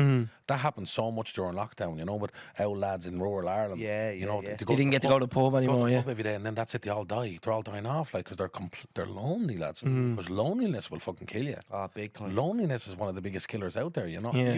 You could be fucking surrounded by people and feel like the loneliest person in the fucking room too, you know what I Yeah, mean? Like people definitely. are actually not connecting with you. And that you see that happening with the elder people at major. Like, we ignore elder people so much to the point where it's like they're like we don't touch them, you know. People are afraid to go and chat them. People are afraid to talk to them. They're afraid of getting stuck in a chat. Never realising that these people might have lived 80 years, 85 years, and they've this wealth of experience that we can learn from them. We're never going to get from any fucking book. Yeah. You know, like I chatted all my grandparents like extensively. I recorded them for hours. Every single day I would nearly be over with wannabe grandparents. And how much I learned about life and the lessons of life and where they came from was unbelievable. And like that story, that comes from my great grandmother. Do you know what I mean? I wouldn't know these things. I can go back to 1798 when my great grandfather Martin Ward fought in the 1798 rebellion and built pikes. Now his son Patrick Ward went on the road during the so-called famine, which was a forced starvation, and he went into a lord's castle, a so-called lord, one day, and he was looking for a bit of food in the back of the castle. And this young Catholic girl comes out who would have been just on food or rations to stay there. And if you had that job, that meant you were living, you were alive, you didn't need money, you know. And she gave him out some of the rations, right? And he took the rations and he ate them. But later that night, the Lord found out and he sacked her, which during the famine would mean a death sentence, right? So she goes down the road and she's going down this old country road and she sees a fire. And she sees Patrick Ward, my ancestor. And she goes over to him and he was eating a rabbit. And he says, "Come here, what happened to you?" And she explains that she was sacked For feeding him, like. for feeding him. And he says, "Look, if a rabbit here, let's eat the fucking rabbit." And they ate the rabbit together and they got married. And she's my ancestor. Isn't that mad? It's mad how you know that. It's deadly I tracing know that it's back. the oral history, you know what I Yeah. mean? But it's like all this stuff will get lost if we don't hold on to it, you know? Like the inner city has like a unbelievable history, you know? Yeah. And like what the inner city, like the flats and all that, it reminds me of traveller sites because it's like the old Irish two-a clan structure because everybody knows everybody and they're either related, second, third cousins or family, Yeah. or they might as well be. Maybe And we Italians all are- give each other a bit of sugar and tea and milk and it's deadly. Like I was up in the Leo Fitzgerald's flats there during COVID and I went down with my friend Stephen Clinch And Stephen's at the passed away. God helped him a few months ago. Lovely fella. Stephen was he was in Carver Gangsters and Love Hate. You'd know him. We played Noli in Love Hate. Yeah, no man. And I have a story I'd love to tell actually about him. But I went down to the flats and I just seen this is like the fucking sight. Like everybody's out and everybody knew each other. You know, and they had this intimacy and closeness. And it was just fucking beautiful to see right in the bang in the middle of the city people who were among the most fucking impoverished and discriminated against from a state level. All were still together, you know, in a beautiful way. And actually, Stephen Clinch, I call him, he got up and sang. He sang a song. Like he would never turn down any opportunity to perform or to show off. He was a real show off. Like I remember he did a number of films with me and with Peter Coonan. You know Peter Coonan who plays Fran. Yeah. Right, so I told the story at his funeral, right? And I'm the only one who knows the story because it started with me, and I saw the whole dynamics of the whole thing, right? And I told it at his funeral because I felt I had to tell it, and I'll tell you why. Anyway, I'm there, and I'm there one day on the campsite, and Clinchy comes over to me, and it's a Wednesday. Now I bring Clinchy over to collect his fee every Wednesday, right? But I'm clever enough now after a few years of doing it to not pick him up afterwards because he's out of his fucking head because he's done that much fucking fee, right? And he won't stop fucking talking, right? And he's cleaned the gaff a million one hour. He's trying to clean my gar and all this stuff. So I leave him there, right? But a few hours later, he comes back out of his head on the fire, right? And he's like, John, what's up, John? I go, oh, he's wrecking me fucking head now, but I can't tell him. He's a good friend of mine, blah, blah, blah. And then I says, right, I know what to do. What happened was I just got the new Love Hate scripts. Right, and he didn't get them because he was a smaller part. He'd only given them to the leading characters. And I read the script and I seen that Peter Coonan is in the prison and he goes into the shower and these fellas attack him, and he smashes them all up, including Clinchy. Now Clinchy, just to put it into context, had been smashed up by Peter Coonan in many films now, maybe 6 or 7, and Clinchy was sick up of his bollocks of getting smashed up by Peter. And I told Clinchy, I said, Clinchy, see the new script, see what happened. Peter smashes you and 3 other fellas up. What? No fucking way! And I said, I got him now. At least he leave me alone, you know. And then I went, hang on, oh shit. I said, don't be ringing Stewart, the Love Hate writer. I said, don't be ringing Stewart now. I said, what am I at the cause of there? Like, this is blackguarding I'm at the doing, right? So anyway, he says, oh, no, promise, I won't, right? So he goes back already out his head on fire and goes back and slugs 8 cans at them and rings Stuart Carlin. Yeah. Stuart, what the fuck? John told me about what happens, blah, blah, blah, blah, blah. And Stuart's going, oh, shit, no. He said, that's fucking unrealistic. I done 23 years in fucking prison, which he did. And he knows the scene, you know what I mean? And fair play to Stuart, the real open artist that he is. Stuart goes, you know what, Clinchy, you're right. You're right, he wouldn't do that. He wouldn't get away with that either. You're right. He says, what will we do? So Clinchy goes, let me fucking rape him. And Stuart goes, oh, would you do that? And he went, yeah. He was looking for his revenge, right? Okay. So Stuart gets on the phone to RT because you have to ask, can I write this in first of all? Like, and he says he wants to rape, blah, blah. And he went, no way is that happening. Which I found weird because they allowed the rape with the character of in the back of the pub. Yeah, exactly. That was very vicious, you know. But anyway, they picked and chose the rapes, of course. So he went back. So he went back to Clinchy, and he says, "Listen, he won't allow it, Clinchy. Well, let me stick the pool cue up his arse." So they go back to RTE, and RTE says, "Yeah, pool cue, no bother, right?" So anyway, Clinchy's reveling in this. He loves it. He's done it. He's going to stick this straight up and all this. He's telling me all this, you know. It's just to me hilarious, right? So I'm on the set, and I'm in the unit base, and I look out, and I'm smoking a fag. And I see Peter Coonan playing Fran, right? And Peter walks over, just watching him walk over, and he hasn't seen the new scripts yet because they won't email them to you. They've given them in person, right? It's so secretive. They're trying to keep the plot secret. So he goes over to Ado, the second AD, and he gets the script, and he pulls over the scenes, and he looks over and he just goes, and he's in shock, and I start laughing, breaking me bollocks. I know what he's reading. That pool cue is getting shoved up his hole, right? So Peter's like, oh, no, and he goes next door into the trailer. Right, the next trailer to me, but I can hear it through the wall. And he's going, Stuart, he got on the phone to Stuart, hi, oh, Jesus, it's great writing and all that. Yeah, no, powerful stuff, but, you know, what about the version before and all? And Stuart's going, whatever, no, this is it. So Peter's like, fucking hell, like, he's nervous, you know? And then the day he comes back and he has to shoot it.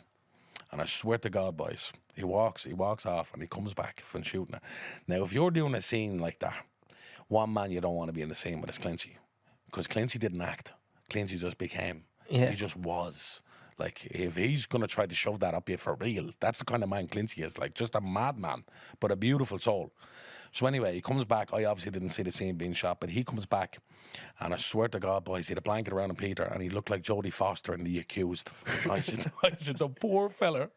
So he ends up trying to get at the very top of the queue for lunch, and Clincy shouted up, "I thought I told you to get at the end of the fucking queue." Yeah. The whole crowd everybody start laughing. The extras start laughing. So I'm in the church and I'm going, will I tell the story or not? You know, will I tell it? Because I know Clincy would love me to tell it, you know. And I said, nah, fuck it, I won't. It's too, you know, in front of the priest and all, you know, and everybody, you know, it's too controversial and whatever. And Peter, what's he going to think? You know, but it's just the truth. You can't be killed for the truth, or well, you can nowadays, I suppose. But anyway, so I just seen the gifts were given up. You know, the religious gifts. And I seen the queue getting given up. No way. And the whole crowd started laughing. And I went, that's like a sign. Yeah. I have to tell this fucking story. Yeah. So I went up and I says, Father, please forgive me. I'm going to have to jump into the confession box next, but I'm going to have to say some shit that I have to say. And that's it. And the priest halfway through was laughing his head off as well. What can you do? Like, Yeah. But that was Clincy, like a mad, extreme fella, like, but funniest man I've ever met. Jokes coming out of him, you know, and a brilliant actor, like, brilliant. And what flats was he from? Well, he was from everywhere. He's from, I think, Foley Street and then Millbrook and Darndale. Like, it depends who he was talking. They tell you he'd be from one or the other. He was a blackguard like that, like, but a gift to the gab, like, you know what I mean? Like, and it's just a great human being, man. Like, and someone who lived on the edge all his life, struggled with addiction. He ended up going back to prison about 7 or 8 years ago. He held up, I think it was the Living room, yeah. and he did it with no bullets in the gun. Yeah. You know what I mean? And that's the type of fella Clincy was, because he would never shoot anybody. But, you know, struggling with addiction and all this, lads, you know. But anyway, people damned him over that. I fucking stood up in court and still I didn't give a box. My mate's my mate.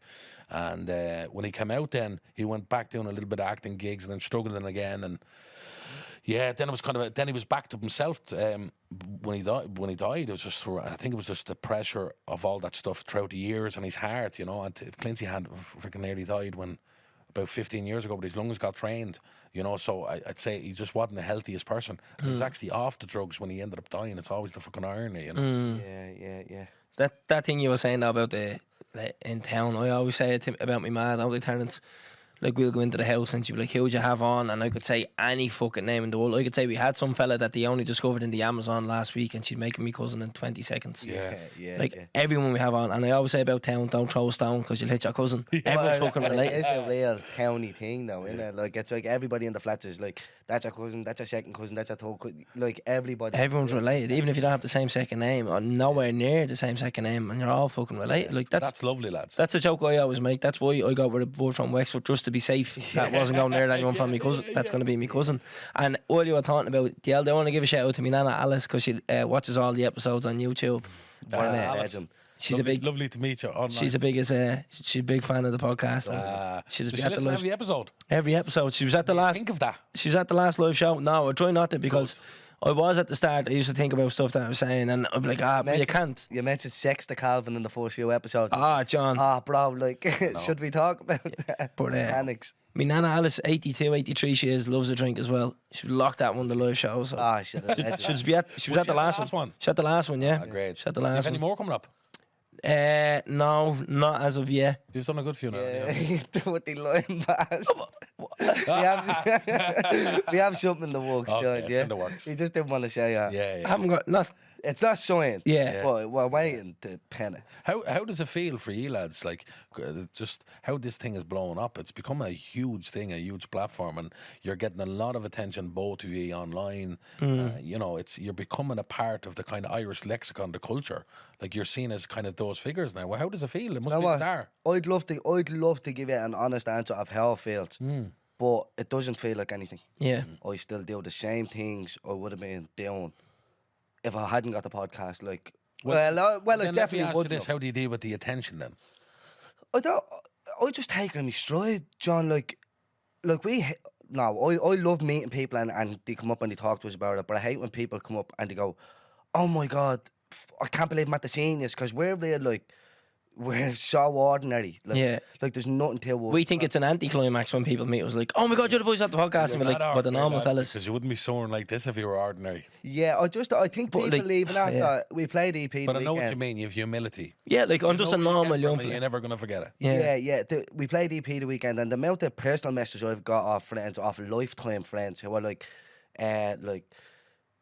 they were just congratulating me and being like, that's unbelievable. Even when we sold out Vicar Street and stuff, they were like, you really need to like take that in and stuff. And I'm just like, even after we just went to another tent and had a party and I went to bed that night. We went went straight off the stage and met the lads and got something to eat. And got And something like to eat. queued up like everybody else and just like grand. And then after getting the food, the people were like, talking bollocks. And we're like, oh yeah, sound.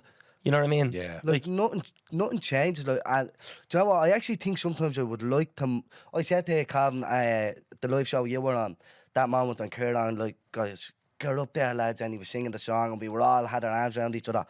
I think I did. I took her in, but I wish I had took her in more in the moment, because like I think I had to see it from the other side, because on the stage we're looking out at the crowd and it's unreal, but afterwards from the crowd's point of view, I was looking at that and I was getting a bit emotional. I was like, that is such a good moment. Like, I look back on that in 20 years and be like, that's You're special. so filled with adrenaline in those moments. It is hard. It is, isn't it? To really actually take it in as nourishment, like. Yeah. But it's a big achievement. Do you have girlfriends? I do, yeah. No, we You never don't. know a girl? No. No, She- single. Interesting. She was blatant. She'd just be crying now as well. How long have you been with her? 8, yeah. Oh, fuck. So she's seen this from the whole. I'm There- basically there one. with that as well. She puts up her arm, my shit. Like, We and come as a it's trio scandal now. there. Yeah, trio now we are. But like, just from what you said when people meet, it was like just to stay humble and humility. My friends to do that for me. So like they come down. We were on the same time as Belters only. You'd know Robbie, Yeah. obviously from your neck of the woods, Sean. Yeah, But he's brilliant. Robbie's a bleeding legend. Like, Honestly, yeah. but the boys were on the same time as us, and like we're thinking. First of all, I was thinking, bollocks, we're gonna miss the lads. And then second of all, I was thinking, sure, everyone who's gonna come to us will want to be at their fucking gig. So all my mates, well, literally, we started at 5 o'clock. All my mates come in at 5 o'clock and left at 5:01. You know what I mean? So they'll let you know, like, they don't give a And they bollocks. literally said, we just came to show a face. We showed a You face. don't give a bollocks, yeah. And do you know what? I couldn't argue with them over that. Belters only were, for me, they weren't. Gemma Dunleavy and I was there, but they were like, Belters only were like, I can't wait to see them. And then I find out we're on at the same time and I'm like, Bollocks. first of all, we're going to have no one in the tent. And now I get to fucking miss them as well. But all the lads were like, yeah, we'll pop up. But I was like, if that was me on the other end, I'd be like, I was actually even saying to them, you don't have to. Like, you don't have to enjoy a weekend. And it 100%. is a music festival, it is. But the turnout we did end up getting was mad. Yeah. They just show up for 1 minute support. You don't really care. You're your mates. Like, Yeah. who cares? It's You your listen job, to us really, at every this day. age. You know. But like they do think it's mad. Like we'd be out and someone asked for a pitch on, they'd be like, "This is fucking crazy." Because like to them, like we're still the normal fellas. Like Yeah. we still go out the weekends. We still go to the gaff to watch the match together. We still fucking talk shit to each other. You know what I mean, or whatever. We still have the same routines. 100%. You know what I mean? Yeah. It's just. You just keep it staying how you Yeah. are. And I was saying to you outside, John, how do you were asking me how do I find a meeting these people? This is something that we think we have, and people have said it to us, but you don't really pay attention to it. Like we disarm people, so we never bow down to anyone when they come in and be like, "Oh my God, look at what it is." Just like, what's the story? Do you want a cup of water or a cup of coffee or something? And we go in and have a chat, and that's how it is. Yeah. And I think some people need that to be like not tucked down a peg, but just be brought down to earth and be like, you're just a normal person and we're having a conversation with you. Well, it's very admirable because we're living in a real online world that's obsessed with fame and success and all that stuff.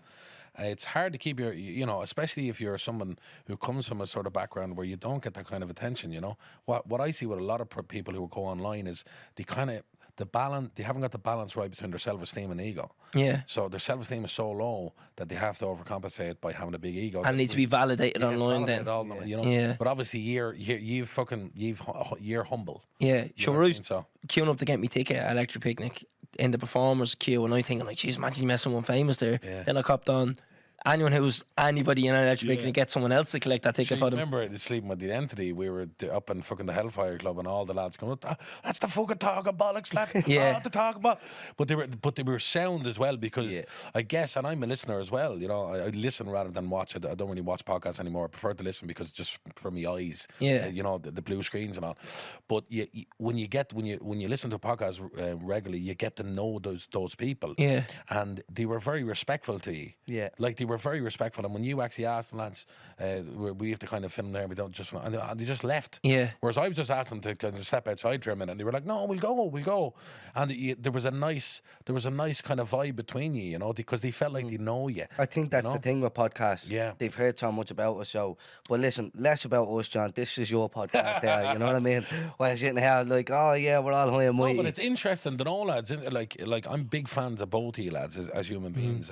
I think you're very sound fellas, and I think you're genuinely a real good thing that's happening in Ireland. And I think you're giving the youth a nutrition, you know, particularly the working class people and anybody from any background.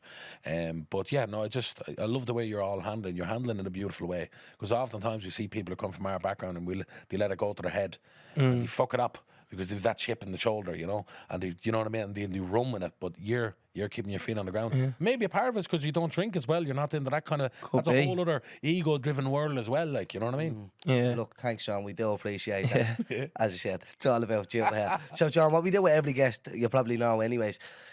God, bring us back to the start for you. What was life like growing up for you, and where you grew up, and what life was like growing up, and how you got to where you are. So, with me, I suppose, some of my life was shaped before I was born. Now, that sounds weird, but my father was a schizophrenic, right? Paranoid schizophrenic from a young age. And him and my mother were engaged for about 3 years. And he was about 19, she was about 18. And one night he was drunk. A bad thing to do with drunk when you're paranoid schizophrenia. And he hijacked a taxi. And he crashed into a wall. And he broke his hip. And then he was put on armed guard in the hospital. Now, they were engaged for 3 years or whatever. Long engagement, travellers and all that. And they were about to be fucking married. So my mother goes in to visit him. And she escapes him out the room window. And they go on a ferry and they go to England. And I was born in England because of that. A fact my brothers will never let me forget. You British bastard, right? So anyway, born there in King's Cross, came back at 11 months and living in and around kind of Coolock, North Dublin, all my life, Darndale, Belcamp and all that stuff. And my father was a fucking great man, despite the fact that he was a paranoid schizophrenic. He was uber intelligent. He'd always get you to ask questions. He thought outside the box, and he was a little bit alienated to other traveller men because he was kind of peculiar and intellectual and kind of academic, you know. He was very, very smart in school growing up and a bit of a prodigy. And he taught me and my brother Joe to fucking read at like 3.5, 4. We started reading at home. Like, you know, we were like, my teacher just told me, my play school teacher I bumped into the other day, Mrs. Moore, she said, you and Joe were reading before you could even walk. It was mad. And it was down to my father. Like, and it's not saying nothing about my mother. My mother would be first to admit that. He was just that type of person, you know. He believed in education and he was very smart. And he wanted us to kind of do something different in life, you know. But he had his problems. And obviously there was episodes we witnessed, like I came into the room one time looking for him. My mother actually sent me in to bring him out for food for a fry, and there was foam coming out of his mouth and tablets everywhere. He tried to kill himself, and this was probably God knows how many times, you know. And we used to visit him in Port Rand, St. Ida's mental hospital there, and we thought we were going to visit him in a dojo, right? And he was getting his black belt. So he was always waiting to get the black belt. So we and all the people who worked in there, the orderlies, would go along with it, you know. And he'd be doing all the, and we, like, it's mad. But we thought it. We'd go out to the back and we'd be playing kung fu and whatever. And we'd ask him when he getting out now. And this were kind of different stints all the time. And after he tried that time to kill himself, we moved out of the flats, which was a flat. We were living in Kilmore, in the flats in Kilmore there. Yeah. And we moved back into the camp, me, my mother and my brothers, to move back in with her family and kind of go the traditional way, you know. And he arrived one day, and he was really erratic, and he kind of scared me and my brother Joe, you know. And I remember, because this image never left me, still hasn't left me. But we rejected him, you know, because he was trying to bring us somewhere or whatever. But we just, as kids, just sensing a bit of danger. And it wasn't really danger per se, just he looked different. Yeah. He had a different energy about him, you know. And I remember he left the camp. And I felt, fuck, I shouldn't have rejected him. I remember as a kid just thinking I shouldn't have rejected him because he was like my hero, you know. But I knew something was wrong. And especially after witnessing him trying to kill himself, it was all turned into chaos. And I was just a kid trying to understand what was happening with these problems that were surrounding me, you know. Luckily, I had my mother who was, you know, the best ever. I just couldn't say enough about her. So anyway, a few days later, I'm in the backfield and I hear my father calling me. And this is why I can never be an atheist. He was saying, Jono, where are you? Where are you? And this went on for about 10 minutes. And I was saying, Daddy, where are you? Where are you? And I was shouting and shouting and shouting. I went into my mother and I says, Mommy, I said, Daddy keeps calling me out in the backfield, but I can't see him anywhere. Like, he's doing it the last 10 minutes or whatever. And she went, oh, no. She knew he was back in the mental hospital, or meant to be. And an hour later, we were eating our dinner in the trailer. 2 guards came in and told us he was found dead a few days before this, drowned in the river. He killed himself. But yet I heard his voice. So the aftermath of that is, for years you don't even realise what's happening. You don't understand why you're behaving in such a way. And like me and Joe started kind of acting out, and we then got bullied a lot by travellers who lived in our lane. I grew up in a lane where there was like about 1,000 travellers, like, and it was like fucking Beirut. You know, you had to fight going to school and fight coming to school. So we'd be fighting fucking all the way. And because we had no father, we were seen as weak, because we hadn't got a father to show us the manly way of life and to be men and fight and or go working and all that. So we were seen as weak by other adults too. And that was the worst. We got bullied physically, emotionally, but the worst was the stuff that you'd hear them say about you that you weren't meant to hear. Oh, like, they're just 2 old innocent boys. They're never going to, their daddy's gone. Their daddy was a mental man. He killed himself. You know what they're going to end up like. You know, all that stuff. That did a lot of damage to myself and my brother Joe. So we went to school. We got segregated in school, put in an all-traveller class, despite the fact that me and Joe academically were doing great. So you're kind of getting rejection all around, a lot of trauma, a lot of bullying. And I couldn't understand it all, you know. But I kept thinking of a few different things that my father told me. One was never back down from a fight, which got me in a lot of trouble. So I'd never say in bed in a fight. And I was beaten to a pulp loads of times. And the other one was asking questions. Another dangerous thing to do. Constantly ask questions. So I was doing all that, and then I realised one day I'd had a kind of epiphany. I think it was after watching fucking Rocky for the millionth time. I said, I'm going to join boxing. That's the way. I'm going to bait these bastards. So I joined boxing, and I went to the club. And Joe Russell, who's from Sheriff Street, Bardler Russell, old school trainer, basically Mickey out of Rocky, with a Dublin accent. That's him, right? Yeah. Old school. He said, this is your first night and your last night. When you get home, when you get back from the jog, take your jacket and fuck off. This is what he said to us as kids, right? Like, this is before PC culture. So I said, all right, I was kind of intimidated. So we all go for the jog. And what that really was a test to see how well you were going to do on the jog. So me and my other 2 friends who came along, 2 other travelling with us, we jogged up to the Private Road and back. Now, I was a little overweight at the time, but I ran myself into the ground to get back, and it did way better than what I should have done. And we went back to the club then, and we did pads, and I hit the pads with absolute fucking venom. And I think at the time he saw the rage in me, and there's something going on with him. He's not all right, like. So at the end of the night, we did our sit-ups and all that. And he said to the other 2, he said, you fuck off. And he said, you come back Wednesday. So I came back that Wednesday.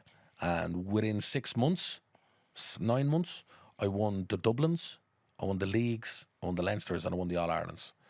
And I was the first Irish champion in 5 years in my club. And my club was a decorated club, hugely in the past. And that was kind of a thing of the past.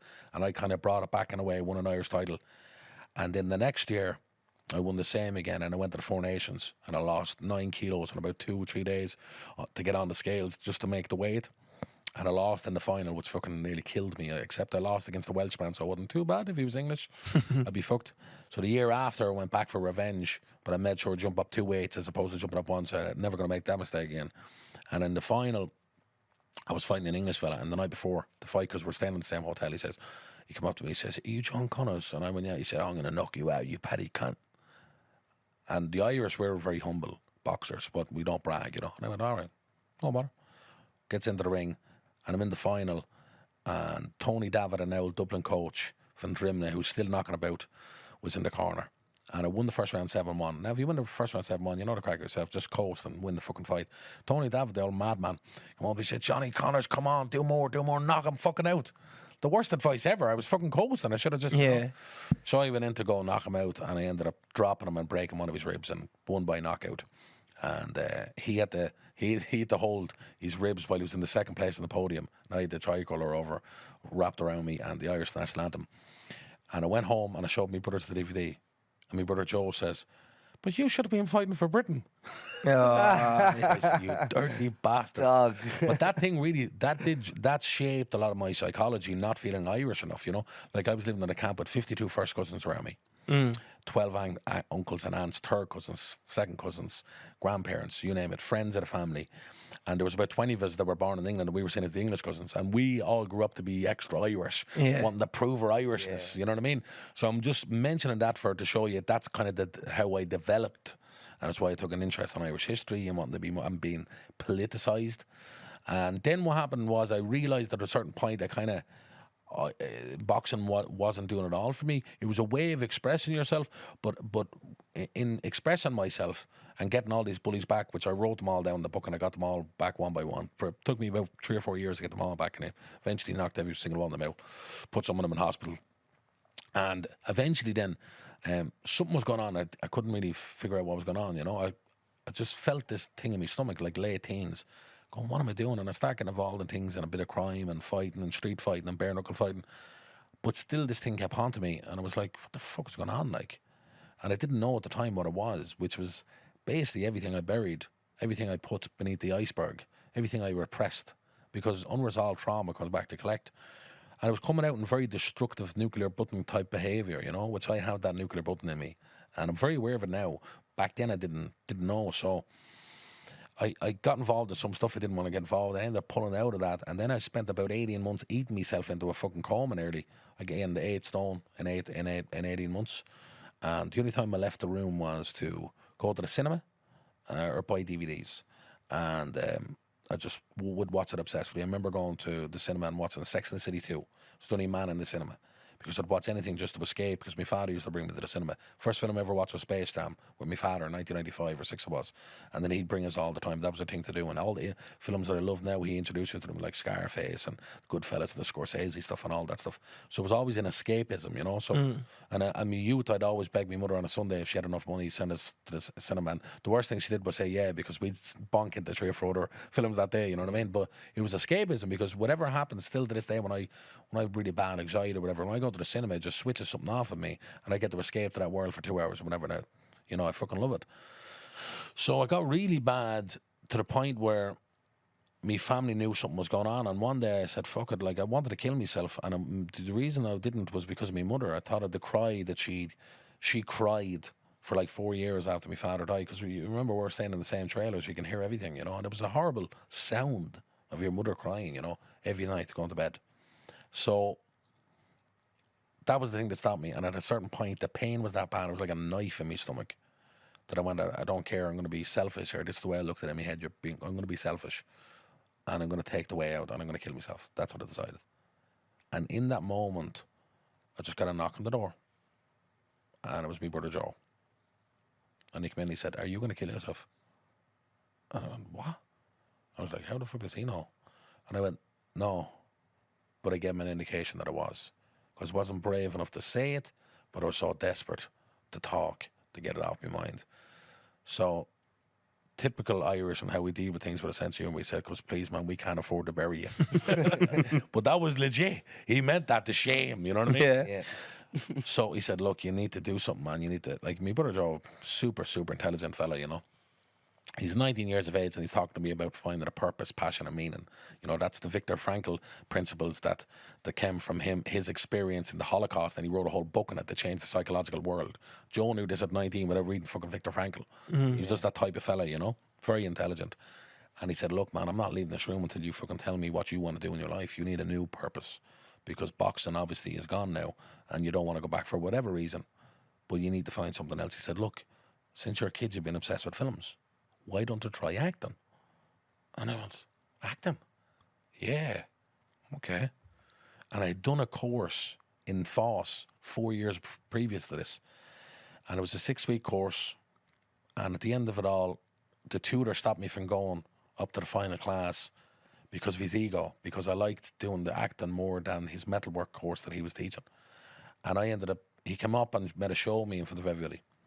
And I ended up breaking the place up. And that's how I ended up getting involved in all street stuff and all that, because I lost my purpose in the Foss. But the acting was nearly there to save me. So I thought back at that time and I went, Jesus. I went, okay, let's try it. So Joe brought in his laptop and we Googled acting class in Dublin, and the Abbey School of Music and Drama come up, and no affiliation to the Abbey Theatre, and the Abbey Theatre will make sure and tell you that. It was just on the same street. So I rang up Kathleen Morner Yates, who was on the other side of the phone. She's the head of it, a brilliant woman. And I explained to her, I never really done any acting. A little bit back when I was 16, I did a little workshop, and she said, why don't you try adult for fun? And I went, adult for fun? I was fucking full of rage and depression. I knew I needed something intense, like a life jacket. So she said, there's a scene study course, but you know, everybody's very experienced, they have degrees and whatnot. And I said, I'll do that. So I had me dole. I think I had 80 quid left out of me dole at the time. And then I got the rest of the money on me brother and me uncle. And then I needed 5 quid then to get in and out of town. At the time, you could get into town or in and out for 5 quid that time. I think it's like €1 million now. But I got the last 5 off my mother, and she was just happy to see me leave the house. So I sat around in the circle in the acting class, and I was shitting it. And everybody was explaining what he'd done and the experience that he did. And someone around the Abbey stage and did films and TV shows. And they came around to me and I said, I basically did nothing like so. And they were like, oh, I was kind of laughs and all. I said, oh, fuck. I need to get out of here. I need to run. I need to feel comfortable. I need to bury my head in the sand. That's what I need to do. That's the way here. Yeah, good choice, John. So an improvisation game unfolded in front of me, which this fella from a very upper class background was the customer. And the shopkeeper was this black Brazilian man. But whatever the customer went along with, the shopkeeper would have to go along with. So whatever kind of shop he said, your man would have to go along with the improv, making it up as you go along. So your man left the room, the upper class fella, and when he came back in, and he decided that, yeah, I think I'm looking for that vanilla protein on the top shelf. And he basically made it about his body because he was in good shape fella, so he met at the health store. You leading with the ego. And people were kind of laughing, and then to me it turned a bit racist, a bit bigoted, the scene. He was making laugh at your man's accent and that. And I could relate. And I went, okay, now I'm enraged. Now I want to kill this fella. So when the scene ended, this upper class fella became the shopkeeper, and they were looking for a new customer to dictate the scene and make up the improv. So I volunteered. So you have to leave the room. So I left the room, and you have to do all this and all, whatever the fuck. Prepare. And I left the room, and I was enraged, but I was terrified. I was going, what do I do? Do I go back in the room? Do I fuck off? What do I do? And me rage inside superseded every other emotion. So I ran through the door and I started slapping the face off the other actor. And I robbed the place. I turned it into a bank. And I said, where's the cash and whatever. And then I grabbed these shoes, took them off, grabbed these socks, took them off, and was about to take off his trousers when the teacher came in and said, John, please stop now. And I just snapped out of the rage. And I went, oh shit. Ran out of the class. Ran down the next stairs. Teacher ran after me. John, come back. And I said, you're going to call the guards and all here. Ran down Abbey Street. She chased after me. John, please stop. And I said, what? And she went, you're fucking crazy. But I like it. And I said, right. She said, come back up and don't touch anybody ever again. They're my fucking students, okay? But you have something. Let's go up and see what else you have. So I went back up and they all gave me a clap out of fear. And I was given a scene to learn. I think I had 10 weeks to learn the scene. I learned it by the next morning, 6 o'clock in the morning, because I couldn't sleep, because I'm an obsessive person. Find something I like, I just do it to the end. You know, because I found a world that was just different. It was like walking through a portal. Creativity. What the fuck is this? This is addictive. This is deadly. This is the place that you go to take substances, you know, but you're doing it sober, you know. And that's when I learned the power of that, and it saved me life. Acting saved me life. Creativity saved me life. That outlet saved me life, you know. So that brings me up to about 20 before I started professionally acting. So, right, that was a lot there. So what was the first then? So what was your first proper gig then? What's the first thing you got into? Where you start making a name for yourself? So I heard about a film that was auditioning real travellers. It was called King of the Travellers. And I went and auditioned for it in film base. I showed up an hour and a half early. I was that excited. And your man, the director, Mark O'Connor, is now a friend of mine who directed Caravan Gangsters and Stalker and King of Travellers as well, and the Darkland show. He asked us all, does anybody know what improv is? So I said, yeah, I know what improv is. I've done some class. And he was like, oh, right, deadly. So I did an improvisation with Michael Collins, who was the first Traveller actor. The fellow was in Glen Roe. And it went great. And I went, geez, I think I killed that there. And 6 weeks goes by and I hear nothing. I said, oh, fuck. Obviously, they didn't fucking kill me. I'm delusional, right? So then Mark gets back to me and he was like, listen, I've written a part for you.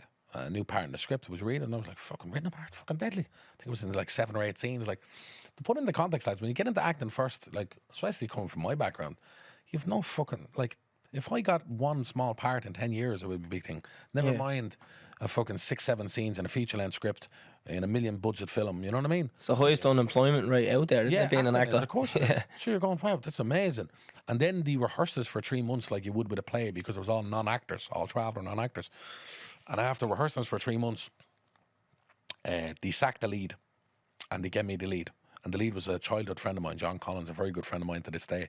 All the Collinses actually, I'm very good. I grew up with the Collins, are like family to me. And we would be far out relatives, but we all grew up in the boxing clubs, a lot of respect for each other. And John turned around and said to them, I hope John Connor's getting that part. And he went, yeah. So that's kind of respect I have for John. And I did that film, King of the Travellers, and then I remember before I shot it, a casting director went into the Darndale Box Club looking for tough-looking fellas for Love Hate.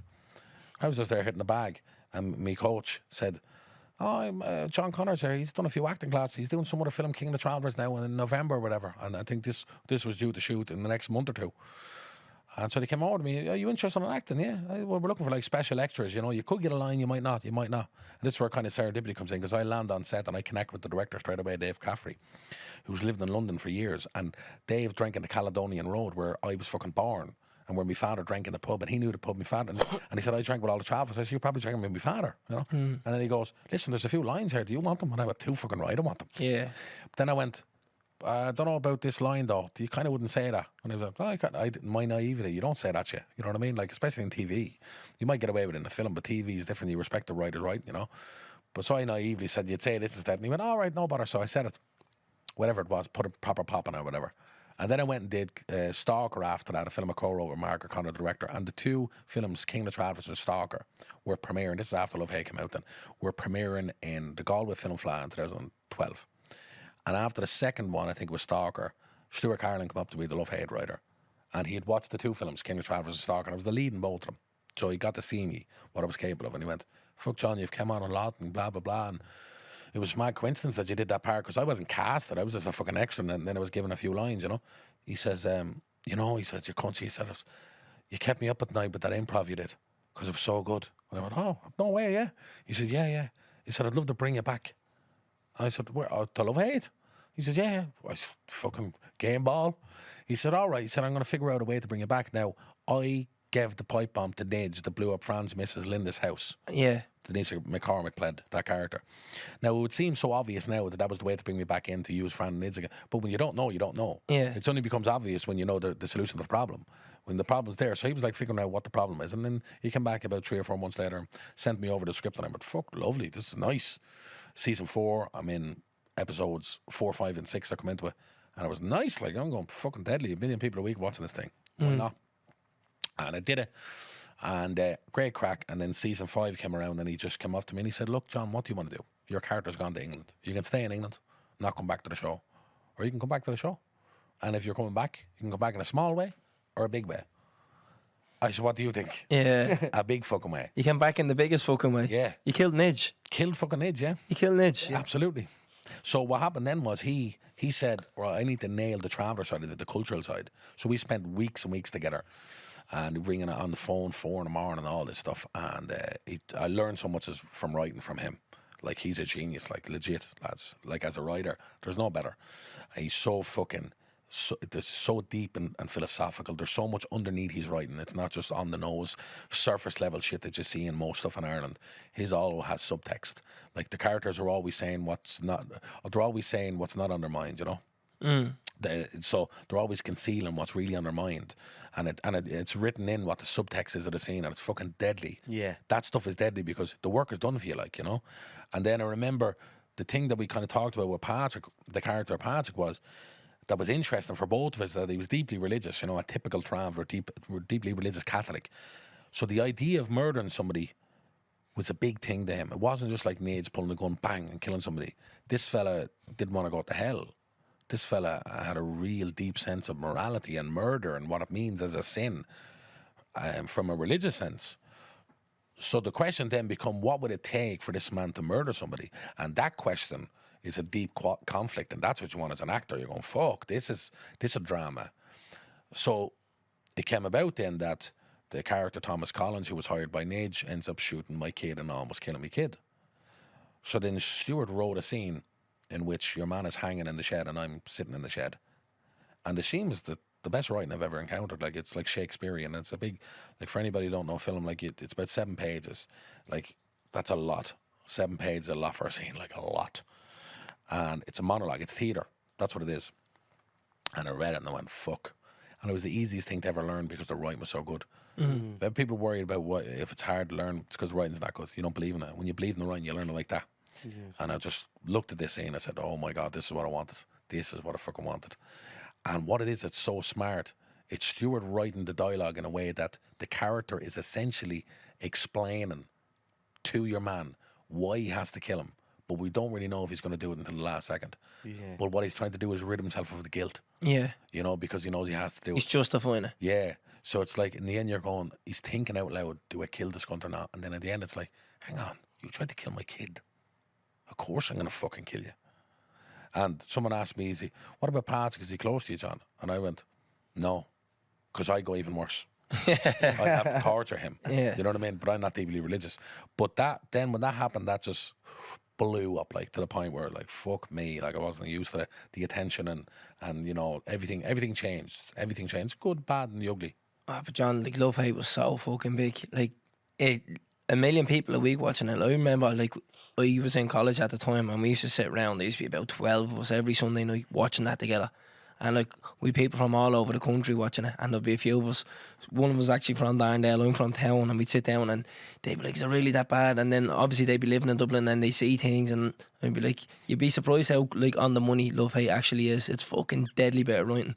And I don't think they've ever had a show like that, and they haven't had anything close to it since that gripped the bleeding nation the way it did. Like, no matter where you were or what you were doing, you were watching RTE Sunday night at 9 o'clock. Yeah, we did it like 8 years was the last episode. That was 8 years ago. Yeah. 8 years ago. 2014.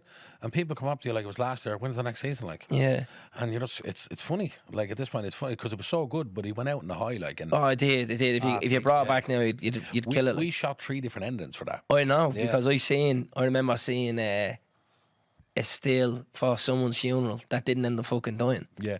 Oh no, that was different because that's what they did was they just put that show on so people thought Elmo died. Yeah. That was a separate thing. Yeah. That was all a camouflage. You had to do loads of stuff like that. Yeah. People watertight. But with the ending where I kill Nidge, there was also a version in which I get shot by his hitman. Right, when I'm about to pull the trigger, his hitman Alan Lennox, who's Clinch's son, comes up behind me, bang, And saves him. we shot that. Yeah. And then we shot another one where I just shoot him and he gets away and we leave it on an edge. Oh, yeah. And then no one knew what the ending That was. would have killed me Yeah. if that was the one. Yeah, I know. Because then it could always come No back. one knew what the ending was at all. No one knew. I didn't know. None of the actors. Tom Vaughan plays Nidge, who's one of the most beautiful human beings you'll ever meet. He didn't know. No one knew. But I knew. From talking to Stewart in how the series was going, I knew he wanted to finish it. Yeah. And if he wanted to finish it, that means Nidge had to die. Yeah. Do you know what I mean? So, and then he dies, and then it's like, fucking, you're the fella killed Nidge then, all of a sudden. Yeah. And that's a mad trip. You're in town and you're in fucking Lily's, and a fella's come, why did you kill fucking Nidge? Yeah. You're like, hello, blame the fucking writer. Yeah. You know what I mean? But it was a mad experience, but a great experience. I wouldn't fucking change it for nothing. Like, but people asked, was it enjoyable? It wasn't exactly, because you're shooting sometimes 13, 14 pages in a day. To put that into context, people in Hollywood would shoot a page a day. So you're running from one scene to the other, you know. But there was adrenaline, and everybody who worked on that show was proud of working on it, and they all felt like we're doing a service of entertainment for the Irish public. Oh, you And we definitely can all are. be proud of this. So everybody were willing to go the extra mile, to go overtime, to give the last bit of sweat in them, you know. Yeah. And I seen Tom Vaughan, who was a great example of a talisman, of a leader. I remember me and Barry Keoghan and him did a scene. Season 4, 2 of them attacked me, and it's a big violent scene, and I stupidly wouldn't put the pad on, being a macho man, and then I had a fucking bruise that was fucking from my hip to my shoulder. Then forget about it, very bad pain. Anyway, I'm limping off set, and a few other people were there, and I'm not going to mention who they were, but they jumped on the bus. People who were well known at the time. I wasn't well known. No one was shouting for me, but all the kids were shouting for the actors. And Tom Vaughan, who's doing probably 13, 14 hour days, learning lines outside of that in every single day for 12 weeks or whatever. That's intense, lads. He stopped and he said to the driver, come back in an hour. And this was at the end of the day, like a tough stunt scene, lads, where he's had to getting a good few hits off me as well. Like I went hard. I don't like with stunt stuff. I go all out. Yeah. You're going to feel it. You know what I mean? And I expect it back because I don't want to act. I want it to be real. I don't want to have to act. You know what I mean? And Tom got some hits that day, and he's doing, like, this is near the end of the shoot, and he stays back for an hour with them kids to do selfies. and to say hello to everybody, all these kids who looked up to him, like, you know, and I went, that's a real man. That's a talisman. And me and him wouldn't have really talked on it because we were playing enemies, you know, in that season. But then in season 5, then by the end of that, then we just became good friends and we stay in touch with each other. But just a beautiful, beautiful soul. So rare. And for someone from his background to accurately play someone from Nidge's background to the point where it's terrifying is so rare. Yeah. I actually only said this to Calvin the other day, wasn't it? Yeah. Because we were talking about it. Because no one knows where, like, everyone knows him as Nidge. No one actually knows him as Tom. And if you hear him talking and you understand his background, look, it's unbelievable. Like, as I said to Cam, why didn't he just get someone in that's actually from the flats? Yeah. Or someone like that to play that role. And he's like, Tartan, it's not that simple. But It's then like, you have to be a great actor with star power. That's what I mean. Yeah. You need to be a great actor, have star power, and then do something authentic. The triple threat, if you want it, for a lead in a show. And that's the thing. Yeah. But he's so good, he becomes a different human being. Yeah. Like, I seen him one day being Tom on set and then becoming Nidge right in front of my eyes. And I went, what the fuck? Yeah. I got shivers. Yeah. And he took on Nidge's body language when he was just like, Tom, hey, my name's Tom, and blah, blah, blah, and lovely to meet you, and blah. And then he turns into Nidge. And it's a different human being. Like, you're going, what the fuck? Yeah, it's more Whatever this testament man to has him. inside him, like. Yeah. Do you know what I mean? Like, and you're talking about someone who who's never more prepared. Like, I mean, I've never in my life met an actor as prepared as him, to the point where it's mad. Like, he never made a mistake. Like, all the scenes I did with him and all the stuff I was in him, he never bumped a word, a syllable, a letter once, a pronunciation. He never bumped. He had it all the time, on. Whereas I'm fucking all over the place. Bump, bump, bump, and I just stop. Oh yeah, because if a load of sparing starts, I go, all right, don't even need to do another take. I'll just say the line again, right? Because I'm just that kind of scattered actor, and there's room for every different type of actor, lads. But him, never bumped a line. Like 100% all the time. He knows your lines. You miss a line, he knows your line. He'll feed your line back to you. Yeah. That's how good he is. That's what I was saying to Taryn. It's a testament to how good he is as an actor. The And fact that you dedicated. think he's from the flats. Yeah. You know, like that. And people like, oh, he told me, and this is a funny story if you think about the context of him telling me the story. So me and him were doing the Jim Sheridan film, The Secret Scripture, right? And he was telling me a story about a little boy who idolised Nidge. And he's like, I love Nidge, I love him. And he's from the inner city, this little fella, right? And he's seen Tom getting the IFTA. And Tom was like, oh, I'd like to thank all the crew. Yeah. Blah, blah, blah. And it's going, Mom! And he starts crying, disappointed. Nidge is posh and he's gay. And Tom is telling me the story, laughing his head off. Yeah. And it was just so funny, but it's just a testament to how great he is. Yeah, you know? he's in the Avengers and all. Yeah. You know what I mean? But you don't go that far in a craft without being a special human being as well. Yeah. Do you know what I mean? Like, for the inside out, you know? Like, we talked, and you remember that we did the live gig, and we were talking about how working class people from tribal backgrounds can have our own introverted snobbery of people of upper Definitely. class. It's so Both true. ways, yeah. You know, and I can have a bit of that myself, and then I have to check myself, you know. And you look at Tom, who's someone from a different background. I'm not saying he's upper. I don't know what he really is, but he's definitely not sort of similar to my background. But he's the most beautiful human being who gives people so much fucking respect, and he would just disarm anybody in the room from how genuinely authentic he is, you know. And he's so much fucking nourishment to give people. He's such a beautiful soul. And you go, all this stuff is just a lot of bollocks, this division between each other, you know what I mean? Yeah.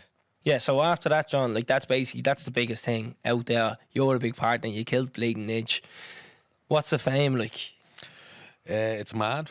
I remember the first bang of it was before I killed him. Actually, the headstone scene.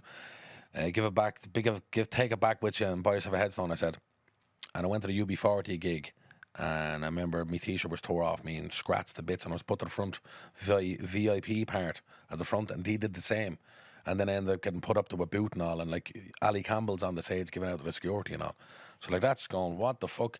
And then you've weirdos like, I remember being in my house in Darndale with my friend Teddy, and this fella was just texting me out of the blue, and he was like, oh, John, I'm a big fan. And give them a bit of attention back, of course, you know what I mean? He's a fan, he says. And he says, what's King of Travellers? Love hate now, love it and all. And I said, oh, no bother, yeah, grand, that's it, buddy, blah, blah, blah. And then I wouldn't text him back, and he's going, why you not texting me back? And I was going, okay, this is a little bit of a bung here. What's he talking about? And then I went, listen, buddy, I'm not always online, and you know, I don't have to talk to everybody. I don't have to talk to you, just, you know, leave it at that. So he obviously must have ended up getting gargled that night, because I checked it the next evening with Teddy, and I had loads of messages from him. I was like, John, you fucking sellout. If it wasn't for me, you'd still be boxed in fucking car parks. I swear to God, I remember reading it to Teddy, and I was on the couch. I was on the couch in Darndale in the house, and I rolled off the couch, and me and him was rolling all over the ground. It was the best slag. And I was going, I texted it back 100%. I was like, oh, what do you do? And then he backtracked it then and says, oh no, listen, that wasn't me. That was me, missus. Yeah. And she said, it wasn't me. Like, yeah, I got fraped. And then he was asking me for fucking me address. And I said, listen, if you show up at my address, I said, I'm going to box the head off you. So you do realise, you know, you meet people like I did meet somebody right before that last episode of Love Hate. I met a fella come up to me in Blanchetown Shopping Centre, and he says, need to be looking for you. And I thought he was joking, and I was that mad thing, eh? And he was like, no, seriously, he's going to catch you. He's going to fucking catch you. And I went, oh, what the fuck? And his son come over and he's someone blah. And it's mad. Some people just fall into the delusion of it. Like, so when you get a bit, you know yourselves that you're getting attention, you see the kind of peculiarities of different people. Yeah. You see how people react to fame, and it's mad. It's mad. It's a weird kind of energy and attention they give you. You're going, what the fuck? Yeah. And I went going, because I had the chip on my shoulder and being a traveller and discrimination, and then I'm going, hang on, all these cunts coming up to me wanting something now and this, that, you know, I had that kind of attitude. Now, never turned down a selfie ever in my life, except for one time when I was in Lily Bordello's, and a guy came over to me and he said, hi, John, I'm taking a selfie with you. I said, you what? I'm getting a selfie with you. I said, oh, you're getting a selfie with me, are you? Yeah, I am. Okay, I was like, what's this fella's like attitude? And I went, listen, just go away, I'm not dealing with you. I was looking up his security cameras here. Yeah, okay, well, he doesn't get knocked out then. So he comes back in. I'm getting a selfie. Where would you be if it wasn't for me? I said, if it wasn't for you. I looked over at my friend Teddy and looked over the boys, and they were like, don't, John, no, don't. They're looking at the cameras. Right, don't kill him. I just said to them, I swear on my father's grave, if you don't go, I'm going to take your soul from your fucking chest, do you understand? And he just went, okay. I heard a little fart and he fucked off. So you meet people like that though, and you go you want to kill them. You know what I mean? But then you just most people are sound. You know what I mean? You get along with most people no matter. Thank God we don't have any of them encounters. Yeah, everything is good. I think everybody's got your back. Yeah. I think in Dublin everybody's got your back, lads. I don't think anyone's gonna fuck with you. People, I think you're like everybody's brother. Yeah. You know what I mean? Like. Yeah, they just want to nuggy us and give us swirlies and all, yeah. It's a weird thing when you're an actor, people then act like, you know, like, and I had it with fellas like, oh, do you think you're a gangster? And I'm like, what? I played a gangster. Do you know what acting is? Because they think you're that character, like. Yeah. Do you actually fucking think it? Mad, isn't it? Do you know this was a script and we all showed up and there was cameras and 200 people watching this, like, you know? And you wear a mask and wear the fucking characters. What the fuck are you talking about, like? Yeah, There's some lunatics out there, lads. You know what I mean? You ended up in his gaff in Darndale that you mentioned a few minutes ago. Yeah. I'm nearly sure Robbie was in the gap as well. It was, yeah. Robbie was that time. Robbie was in the gap. That time. Yeah. Because that was 2015. Yeah. And I came back from Ibiza and I moved into my house with the actors of the film, because one of the actors was very self-conscious about the world he was about to deal with as an actor, right? This gangland world and Darndale and Coolock and what have you. And he was unsure of himself as an actor because it was a world that he didn't know, and too fucking right. I'd be unsure myself if I, went to a world, the Trinity world or whatever the fuck, and I, playing a character for Fox Rock, I would have to know about that shit myself. Like, so I didn't have to do any prep for the role. I was fucking my whole life prepping for the role. You know what I mean? Of Caravan Gangsters, obviously being a writer as well. So, so he said, "Look, John, I'd love it if we lived in your house." And I says, "Okay, sound." So we ended up living in the house for 4 weeks before, and then the 3 week of the shoot, and I took it as an opportunity for revenge, because when we moved into the house, we got like 50, 100 noise complaints in a month, and we didn't make any noise. And it was our neighbours, because we were travellers, and they called their Wi-Fi knacker neighbour Wi-Fi, something like that, some abbreviation of that, because they thought we couldn't even access internet, so they were that. You know what I mean? But I remember that, and I said, now, and just to say, it wasn't all our neighbours, only a couple of them, and most of them were fucking sound, really sound. But it was the ones right next to us, each side of us. And I remember that and I thought, I knew I was about to enter absolute chaos with this role and with living with the lads and taking on this part and living in Darndale. I go to the Blacker and we're doing all the things the characters did. And I said, this is the time. And my mother handed back the keys of the house, so I kept the house for the shoot. And I rang me cousin Bean. And I said, Bean, I said, you know that 5-amp speaker you have? He says, yeah. I said, can I take that for the next 7 weeks? Plenty of parties and all that.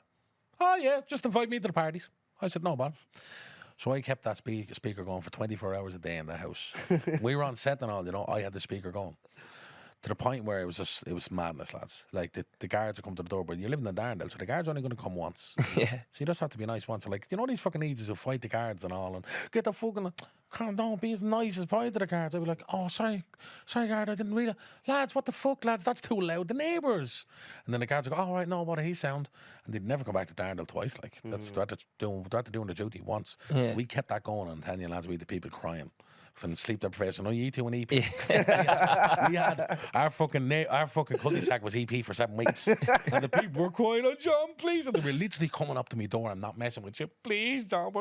What did we do to you? I said, you know what you did. It's racism for years. You know what you're doing. I'm going to get you back, right? Yeah. Because I'm able to talk. Because I know I'm on the way out anyway. My mother's back in the camp. She's living in the camp. I'm at the buying her a trailer. Me and my brother. I'm moving back into the camp straight after this, right? We're not going. It's going to take months to get us out of this house anyway, and I'm only a few more weeks left. I'm torturing these people to the end, and it just suited the buzz I was on with the Caravan gangsters anyway, right? Then we'd be going to the Blacker, and I swear to God, boys, we'd bring like 50 people back to the house, like in a tiny Darndale house, 50.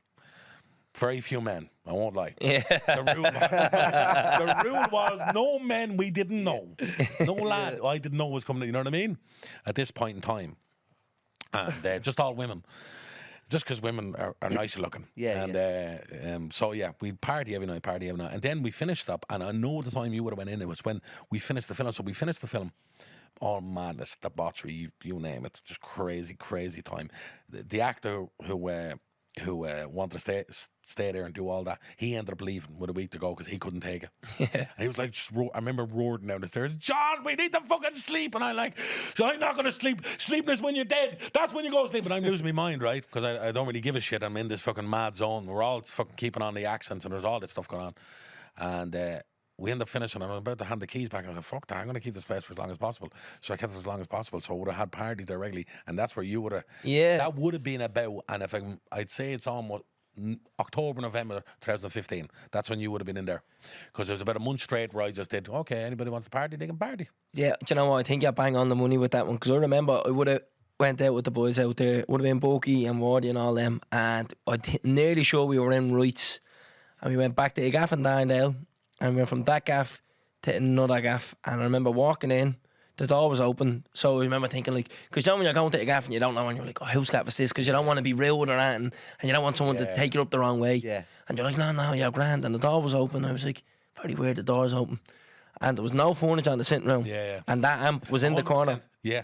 The amp was in the corner and had a laser and strobe light on it. And that was there. And I remember standing there and being like, this is fucking deadly. And I goes to Bucky, whose gaff is this? He goes, do you know John Connors, the actor? I goes, yeah. He goes, yeah, this is his gaff. Yeah. And I goes, what? And he goes, yeah, this is his gaff. And I was like, where is he? And he was like, I don't bleed know. I was probably in another party somewhere else. And I remember thinking to myself, right, I was like, this is not John Connors' gaff because he'd be here. Yeah. And then I was like, no, that's... Because we were handing up. And Yeah. just to me, it was just like, whatever. I'll party there sometimes. Yeah. I'll just hold the keys until I can. Yeah. Do you know what I mean? And it was your gaff, and I think Robbie G was there with us. And I remember thinking, this is fucking mad. Like, to me, I was in a few gaff parties in Darndale, and I remember thinking, like, everyone was always sound. No one gave a bollocks. As long as you were nice to them, they were nice to you. 100%. And they were very hospitable as well. They'd bring you in, do you want a drink, bro? Do you want this? Do you want that? I was like, I don't do that, and I don't drink neither. And then they'd be like, you don't drink? Do you want to make you something to eat, bro? And I'd be like, Do you want to take a filler off? yeah, it's What happens? Bro, it's bleeding 4:30 in the morning. You can barely hold your jaw together, and you want to make something to I've eat. never had a fight or seen a fight in a Darndale house party ever. And I'm going to them since 15? 15 I used to put them on anyway. 15, 16, right up until fucking 25 that time. And I never saw a fight in a Darndale party. You never seen people being aggressive to each other. No, and How that's about it. All That's open the reputation arms, yeah. Darndale has. And don't get me wrong, there's fucking social problems there, without a doubt, and there's a drug problem, whatever. But to counteract that, there's fucking beautiful people. Yeah. Some of the most beautiful That's people what we I know. talk about all the time, being from the inner city. Yeah. There's in the media, it's like you don't want to walk through there because you know what can happen to you. It's all the crime and this and the other. So how many times do you walk down the road and see people getting robbed or see bleeding fights? It's actually rare enough. 100%. Do you know what I mean? Without a doubt. Without a doubt. Now, you see it a bit in the Blacker, outside the club in the Blacker. Ah, there used to yeah. be a bit of it in the Blacker. But it was more about if someone started on the bouncers, and the bouncers were ruthless, you know. There's a couple of Russian fiends there, and they just... So it's like the living room in Queens. You ever saw it there? Yeah, Queens. Slot You ever like used to that. go to Queens, Sean? No. Contra? fucking, yeah. I'm from Condra. Used to be a Royal Rumble outside Point, that. an odd point there. Every point. single night we're out fell the Royal Rumble on that road, which is weird because it's Drumcondra. It's very busy. Yeah. But for some reason, after Queens, it's like the road used to close down and there'd be 20 lads having a straight. bar, wasn't it?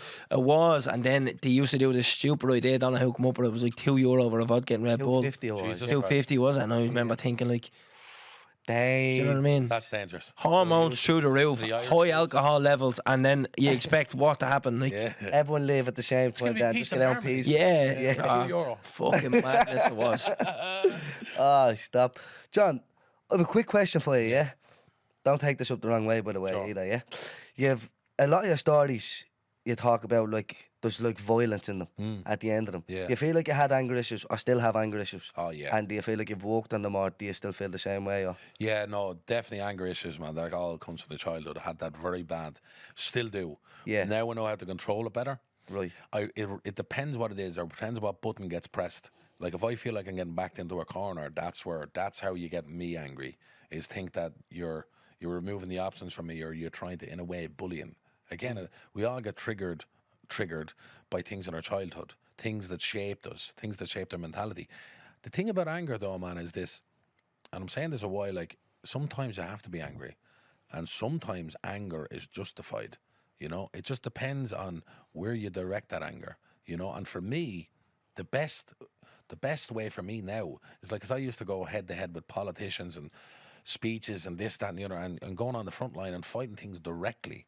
And what happens is the system takes no fucking prisoners and it takes you out, right? And we're never going to beat the system. You're only one man, you know. So for me, putting anger into art is the best thing, directing it into art, because then you can express yourself through your anger, and then the anger can transcend and become something, hopefully, that affects other people and shows them the value in it. And that's what I'm doing now. And it took me, I learned that years ago, and then I forgot it, because it's not like, life is not like, you know, in a film. It's not like, you know, people ask you, what was that one moment that changed it all, or one moment, you know, that's bollocks. That doesn't happen in real life, because you have that one moment, you learn from it, and then you realise you didn't learn from it, and you make the same mistake again, and then you learn again, and then you might learn again, and then you think, oh, that bit of trauma I had, I resolved that. No, then you realise you didn't resolve it at all. You buried it, and then it comes back to haunt you again because you didn't fully resolve it, and it comes around in cycles. Because life isn't black and white, it isn't absolute, it isn't extreme. It's all that grey in between, and you constantly have to keep learning, keep your head in the ground, keep conscious of what's happening around you, because it keeps coming back around, man. It's what's a cyclical. That's what it is. It keeps going around in cycles. So all the things that would have bothered me in my teens keeps coming back around, and came back around the last few years, and COVID and the sort of fucking mass mental illness of that spiked it, and all these things come up, and you know, and put me during that COVID, that first lockdown, I lost my mind, man. I had a mental breakdown. Like literally, my mother thought, "What the fuck?" Like my mother thought she was gonna have to fucking lock me up. And these things come back around, you know. So anger is always there, and I hope I never lose my anger. But I hope I direct it In the right way. in the right direction, you know, and the right people, and against and in the right way, like through art. Because I've realised, man, you know, I was on the front lines trying to kind of change culture in the ways I'm doing things, like fighting on the front line directly with people, or fighting the system. And you're going, this is so fucking idiotic and egotistical. Because what really changes culture is art, and you know, it's not the other way around. Politics does not change culture. Politics is sewage. You know, and it's people who can fight in the sewage that become successful in politics. And just because you're successful in politics doesn't mean that you're a good person. In fact, it would probably suggest the opposite. That's something that I did actually notice though, John. And I think I did really peaked in lockdown with you. from watching online, you were constantly there, constantly grinding and going at someone. And when you said you had a breakdown, it's actually like, it's like now, it's like, yeah, obviously you did. Don't looking back retrospectively, hindsight's 2020, and you're like, of course this fella was going through stuff, Sure, because you were going at everybody. And then when obviously you asked us to do Sleeping with the Entity and we met you, I was very reserved. I was like, oh, is this going to be this like angry man who's very opinionated? Yeah. And like, I'd be afraid to say something in case he disagrees, and then we have an argument because I'm very opinionated. Yeah. But then I met you and I was like, oh my God, there's this perception of this man that's not who he is. And then I meet you and you're having these intellectual conversations and you're very articulate.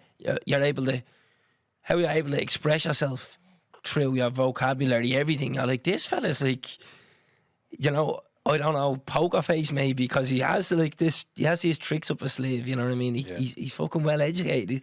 Well educated, not just in the classroom, but on the streets and in life. Well, definitely not in the classroom, actually more from life. Because I always say the funny thing when people talk about they need a degree for acting, I go, you need a degree in life for acting. And for art in general, I think you need a degree in life, or fucking a PhD in life if you can get it. And I certainly have a lot of life experience, and I've learned a lot from life, and I've been hurt a lot, and I've felt a lot of anger, and I've blamed people, and I've made a lot of mistakes.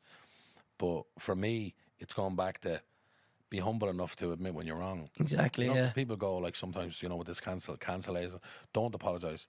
No, we were talking about it beforehand. Yeah, do apologise if you're in the wrong. Exactly. Yeah. But if you're not in the wrong, Don't apologise. die. You know what I mean? Like you have to have a principle, and that COVID was the perfect storm for me because I already have a bad anxiety and winning out of that. When that came about, and we're seeing people in Italy drop in the streets, you know, now Italy have fucking the oldest population in the world, or one of them, and they're the most social people in that they touched each other the most, so their infection rate was through the roof, and it was the original COVID that was really bad. So I was thinking, this is the Black Plague, everybody I know is going to die, and my biggest fear is losing people. You know, because I lost my father young and loads of family members, loads of friends of mine through suicide and whatnot. And I'm going, geez, everybody I love is going to die here. Like, and this is, so, you know, it's, if you fast forward back to March 2020, this is a different, it's the Black Plague, we think. So I fucking lost the head, like, literally lost the head and went into psychosis, like, literally psychosis, what I went into. And my mother was, like, really worried about me. And I got COVID straight away, very early on. And it was really bad, got it really bad. And I was, at the time, 22 stone, like 17 stone now, or whatever, and lost a bit of weight. And I was smoking 50, 60 fags a day. I'm often now only smoking a drink. So a little bit of health things make a big difference. But that was like, I thought I was dying then for every night. And I remember being in the bed, and I wouldn't call an ambulance because I was afraid I was going to take up a bed for an old person, because we were told don't, unless you're really bad. So, but they're saying if you feel like you're going to fucking, if you can't breathe, ring an ambulance. But I would ring an ambulance. So I'm kind of every night in the trailer, locking myself in, going, and this is me breathing space was this. That's all the breathing I had, and I was doing that for like 8-9 hours straight each night. And then daytime it would subside a bit, and I would sleep, and it was like that for 10 days, and then I stayed in the trailer by myself for another 20 days. All my family looking in, going, "You mad, man? My hair's fucking up and all this." They're going, "What's wrong with you now? Come out." But we didn't really know when you're getting out and all that. So when I came out of that, why that was the perfect storm for me, because remember I telling you about my father and the suicide and whatever. I always believed that I was going to die before 31, because my father did. He died at 30. It was a self-fulfilling prophecy. I always believed it. So when I get into that year, 2020, that was the year where I was coming up to my 31st birthday. I was coming up January 5th the next year. So I was in my 31st year. Do you know what I mean? So I believed before 31 I was going to die. Always believed it. My whole life. That's why I lived that way. I lived as if I was going to die, but then I lived fast. Took risks, took chances. Didn't care. Fuck it. Yeah, let's do it. Fuck it. Oh, it's dangerous. Let's do it. Fuck it. All my life. So 2020, I'm nearing that time, and it's in the back of my mind. And you've COVID, and you've the mental health, and it was like a perfect storm. And then the Roderick Garman incident came around. You know all about that stuff. I was just going to ask you about that, Yeah, so we'll get into that. I never talked about that publicly. So the Roderick Garman thing came around with Peter Tatchell, and Peter Tatchell, who, like, people get misinterpreted my apology, actually, because some of them tried to take it as if I apologised for coming after Peter Tatchell. No way. And I don't think he should be around any of our Irish politicians. I don't. But what happened was I went to the extreme with something because my mental health, and I ignored the fact that Roderick was getting roasted out of it by bad people, and I ignored it because I was going to the extreme, and there was an internalized there was an internalized suicide going on there, in which I was going, fuck it. I know the consequence of this is going to be dire for my career. And in a way, it's like committing suicide. I knew it deep down. I knew it unconsciously. And all the thing unfolded, and I ended up on the stage. And again, there was distinctions that should have been made there. Like some people think I shared a stage with the National Party, who was a different protest, but you don't want to. I wasn't. I was on with Irexit and Renew, a Conservative Party and a Populist Party, not far right. So far right people want to kill my people. Imagine a traveller getting involved in far right, but still there were people I shouldn't even get involved in. I shouldn't have been up on that fucking stage. It was a symptom of my fucking mental health, but no one wants to talk about that. They just want to say you're X, Y, or Z. You're far right. You're white supremacist. You're misogynist. I'm going. If you people understand how far it is for me, you don't know me. I've nothing but fucking love in me heart, but I fight for things I believe in. And that was the perfect storm for me. And I realised I went too far, and I realised I went too far in rhetoric. And that's what made me apologise, nothing else. Like there's a conspiracy there that John apologised because X, Y, and Z. No, I apologise because I remember my grandfather telling me, if you're ever wrong, son, it's okay to apologise. My grandfather was like my father. It's okay to apologise. In fact, you have to say sorry when you're wrong. And I knew I went too far. And then what happened was, when I apologised, I deleted Twitter, got out of there. The aftermath of that was like unbearable. I went, what the fuck? Because I saw what was out there, what people were saying about me, how they were falsely representing me, how they were thinking I was a person that I was not, how they were thinking I was someone who was the opposite of who I am. And that, because I'm a sensitive person, very sensitive, you have to be to fucking be an artist, that nearly killed me. And I was at the point where I was going, I think I have to kill myself.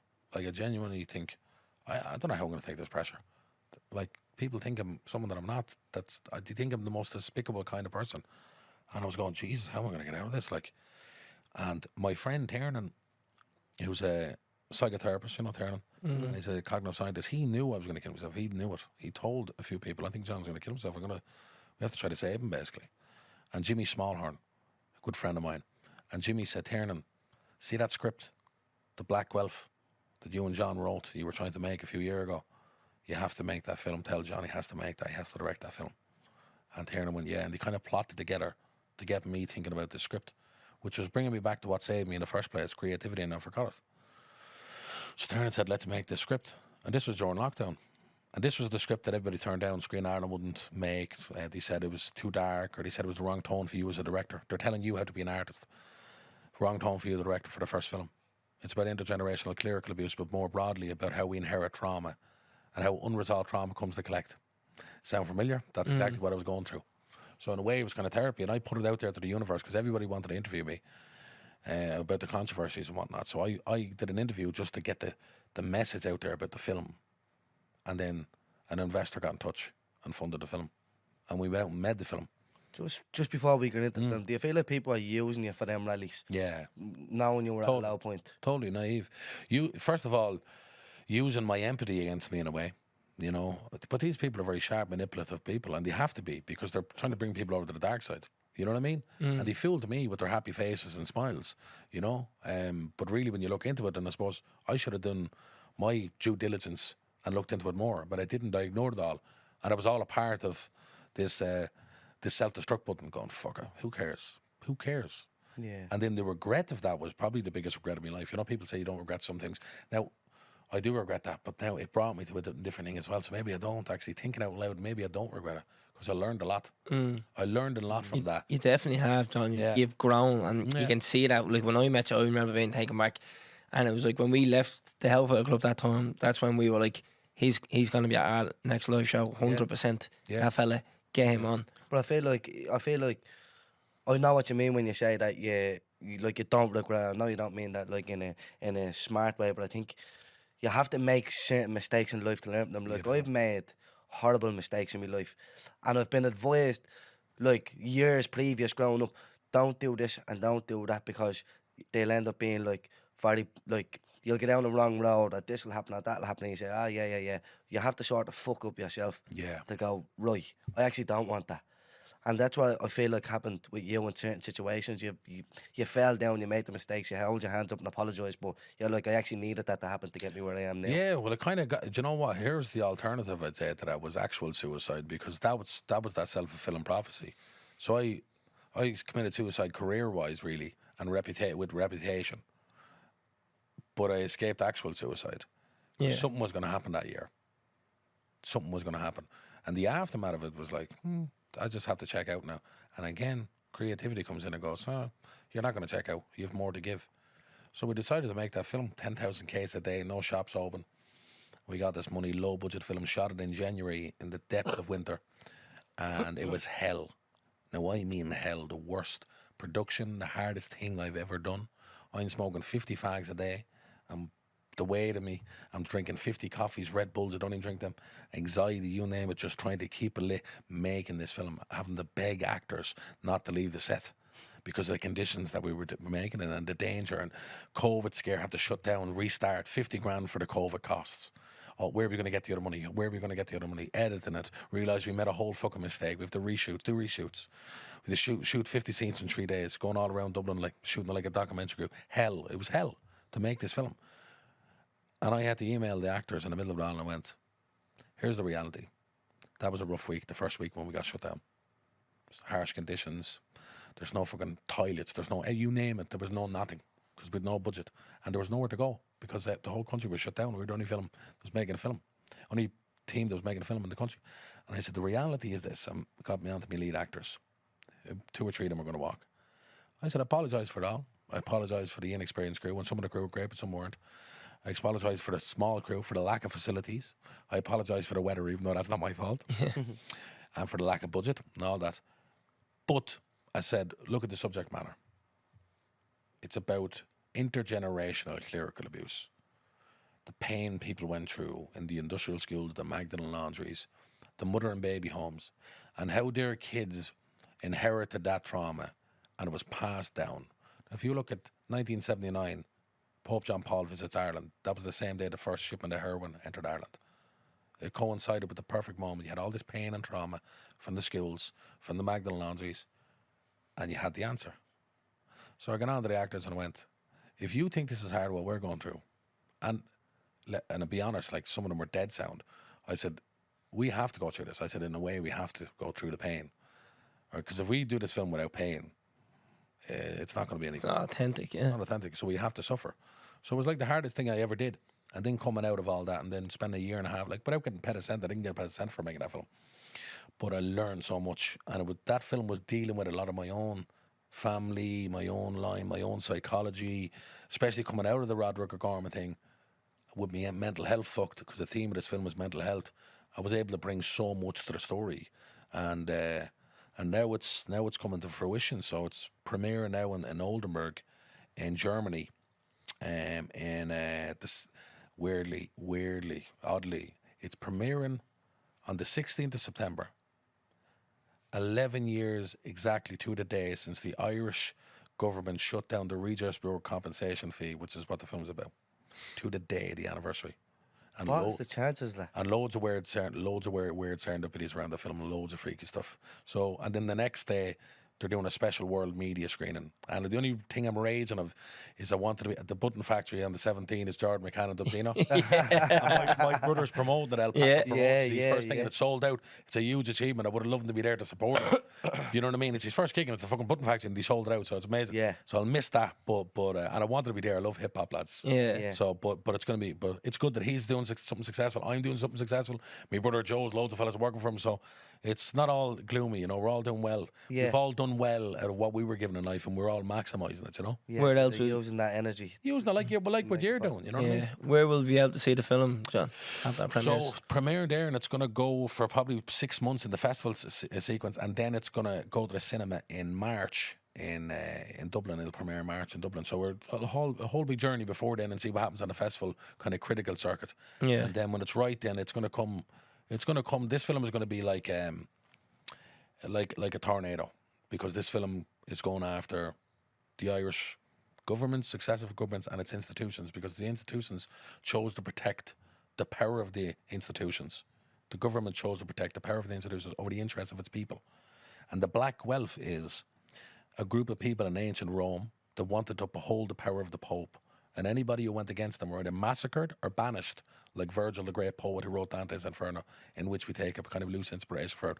So it's really a protest film at its core, and has gangster stuff, which is the result of the trauma, and then that intergenerational stuff, which is, I think, if you look at the inner city and if you look at the inner city and you look at what happened in the inner city in the late 70s, early 80s with heroin, the heroin only worked because of the trauma. Yeah. You know what I mean? And that's kind of what the point of the film is. Give you a know? purpose, yeah. Yeah.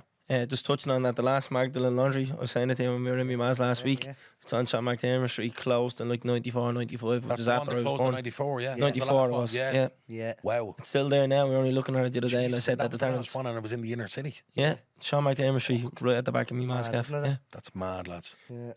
John, I have two more questions for you. They're probably a bit deep, but Go for it. do you ever feel typecasted? Yeah, I do, yeah. But here's the thing. I got over it now because I'm starting to write my own stuff and I'm actually going to do a film in October. It's the best script I ever read. And it's a fella called Dylan Stagnoff in Darndale. You met Dylan at the gig. Red-haired fella. Yeah. Yeah. He's from Darndale. He's a genius. He went to Trinity College on a scholarship, won loads of awards there, and then loads and loads of script writing competitions all across the world, optioned these script to Hollywood people. And I'm going to produce this with Kevin Tracy at Promenade and a few other people. And it's about a fella, a manic depressive, who goes to a mental hospital and he falls in love with a schizophrenic. And it's a dark romantic comedy, best thing I ever wrote. But best thing I ever read. But the typecasting used to bother me, and now it doesn't because, do you know what? Acting is such a hard industry. Take what you got. Yeah. Do you know what I mean? Take what you got, and because I'm so young as an actor, I'm 32. You know, as an actor, as a baby, the good roles don't happen till mid-40s or 50 because that's midlife crisis. So that's when you're confronted with all the big conflict as a man. So the way I'm looking, I'm kind of just holding off on the bench, doing whatever the fuck I can until the right one hits. You know what I mean? And then I'm directing as well, which I've kind of directing. I have more of a purity around it, as in I wouldn't just direct anything. You know what I mean? Whereas at acting nearly, I think, just as a mercenary now, I don't give a bollocks. Yeah, and yeah. I'm not turning it down. If you quit, all right, I'll do it. As long as it's not absolute garbage or it's something that's, you know, politically too fucking mad or something. Yeah. I fucking do it. Well, Because you're going, Liam Cunningham said to us that like he'd never advise his kids to get into acting. Yeah, it's the highest unemployment rate Like, as an never. occupation, yeah. it's a tough game, boys. Yeah. Because there's so many talented actors out there, you've no idea. Like in Dublin, you want to see the amount of talented actors in Dublin and Ireland we have. Unbelievable. Us that still. you would know, that you would not know. And they're never going to get a gig. And, you know, there's 4 or 5 casting directors and they have the people they like and they call in the same people. And, you know, it's not very fair, really. It's not very fair, but it is what it is, you know. I remember Stella Adler reading a quote from Stella Adler, who was a famous teacher, acting teacher of Brando, Marlon Brando and De Niro. And she said, oh, so you have talent. What else you got? And that's acting. Talent's not good enough, Yeah. you know. And then the next one is, so this really kind of popped into my head earlier when I was on the way in. So this happened during the lockdown. There's a lot of virtue signaling going on. That Family Guy did it, and I thought this was crazy. It was virtue signaling, but any voice actor that played a person of colour and they weren't the same ethnicity, they took the role away from them. And then you had people coming out and apologising for stuff that people weren't even offended by or whatever. So I want to put to you, as a traveller man, John, how would you feel if someone who wasn't a settled actor played a traveller? One that pops into mind, Brad Pitt in Snatch. How would you feel about that? Bro, it's fucking in the name. It's acting. Like, do you know these people that get the fucking... Brad Pitt plays a traveller, right? It's not accurate, but it's the funniest shit ever. The travellers love Brad Pitt playing a traveller because it's fucking Brad Pitt playing a traveller. Yeah. It's funny. Like, when was everything Brad Pitt was going to play a traveller? Yeah. Do you know what I mean? Now, he didn't do it accurately, but it was kind of a comedy. So it was really funny and entertainment. Anybody should be allowed to play anybody. Obviously, I can't play a black person. You know, you could voice anything, but I mean, I couldn't play an actual black person, obviously. They can't play an actual white person. But everything else, this is about acting, about becoming different people. That's what you want. You know, and in terms of like settled people playing travellers, that's been the story forever. And they'll keep doing it. All I would say is, like I would say to any actor, if you're playing any character, you serve the character. So do your due diligence, do your homework, and do the best job possible. You know what I mean? So what I'm more concerned about is people writing about travellers, more concerned. And again, they should be allowed to write whatever they want, but I'd be even more kind of cautious with people like that because they have way more power. Writers have way more power. And whatever you write about people, that becomes the norm, especially if it gets swallowed up by pop culture. So I'd be more worried about I'd be more wanting writers to do it justice. Actors are going to some actors are going to do great, some are not. You know what I mean? Like, I'm doing a traveller film next year and I'm going to cast settled actors. Of course I am. I have 2 or 3 parts there where there's fucking amazing actors there. Like I want Brenda Fricker to play one of the parts. Yeah. You know what I mean? That's the whole thing about an actor, you know, and becoming somebody else, you know? It's all about serving your character and giving your character a bit of dignity. Like, and even, because nobody, like, villains don't know they're the villains. Villains think they're the hero. Yeah. We all think we're the hero in our own life. You know what I mean? So you need to get an actor to understand that, no matter who they are. You're playing a villain, you don't play a villain, you play the hero of your own story, you know? So acting is a craft, bro. And it's the thing of, you know, art. I don't believe, see, for me, in art in general, you know, like I don't believe painting's art. I don't believe singing's art. I don't believe acting's art. I don't believe architecture's art. I believe art is a standard. I think acting can be art. I think singing can be art. Painting can be art. That can be art. I think it's a standard, right? And until then, I think it's about a craft. And that's the way I think of acting. It's a craft, like your fucking carpenter, like whatever. You learn the fucking tricks, you know, and see all this arty-farty shit. And, you know, I became the character. No one becomes the character. You still know that there's 200 people in front of you and a fucking camera and lights and a fucking build set. Don't tell me you thought you were the character while you were taking directions from the director. That's the most pretentious shit ever. You can be in the moment. You can hold on to things. You know what I mean? Like I remember being on stage one time, and I remember someone come up to me and it was really emotional part, and I'm crying and this, that, and the other. And Ireland's Call at the one-man show I wrote. And someone came over to me afterwards. And he went, John, that was so powerful. It was amazing. It was amazing what you'd done there and how you went there. You must have been really going to that dark place inside of you and taking it out of you.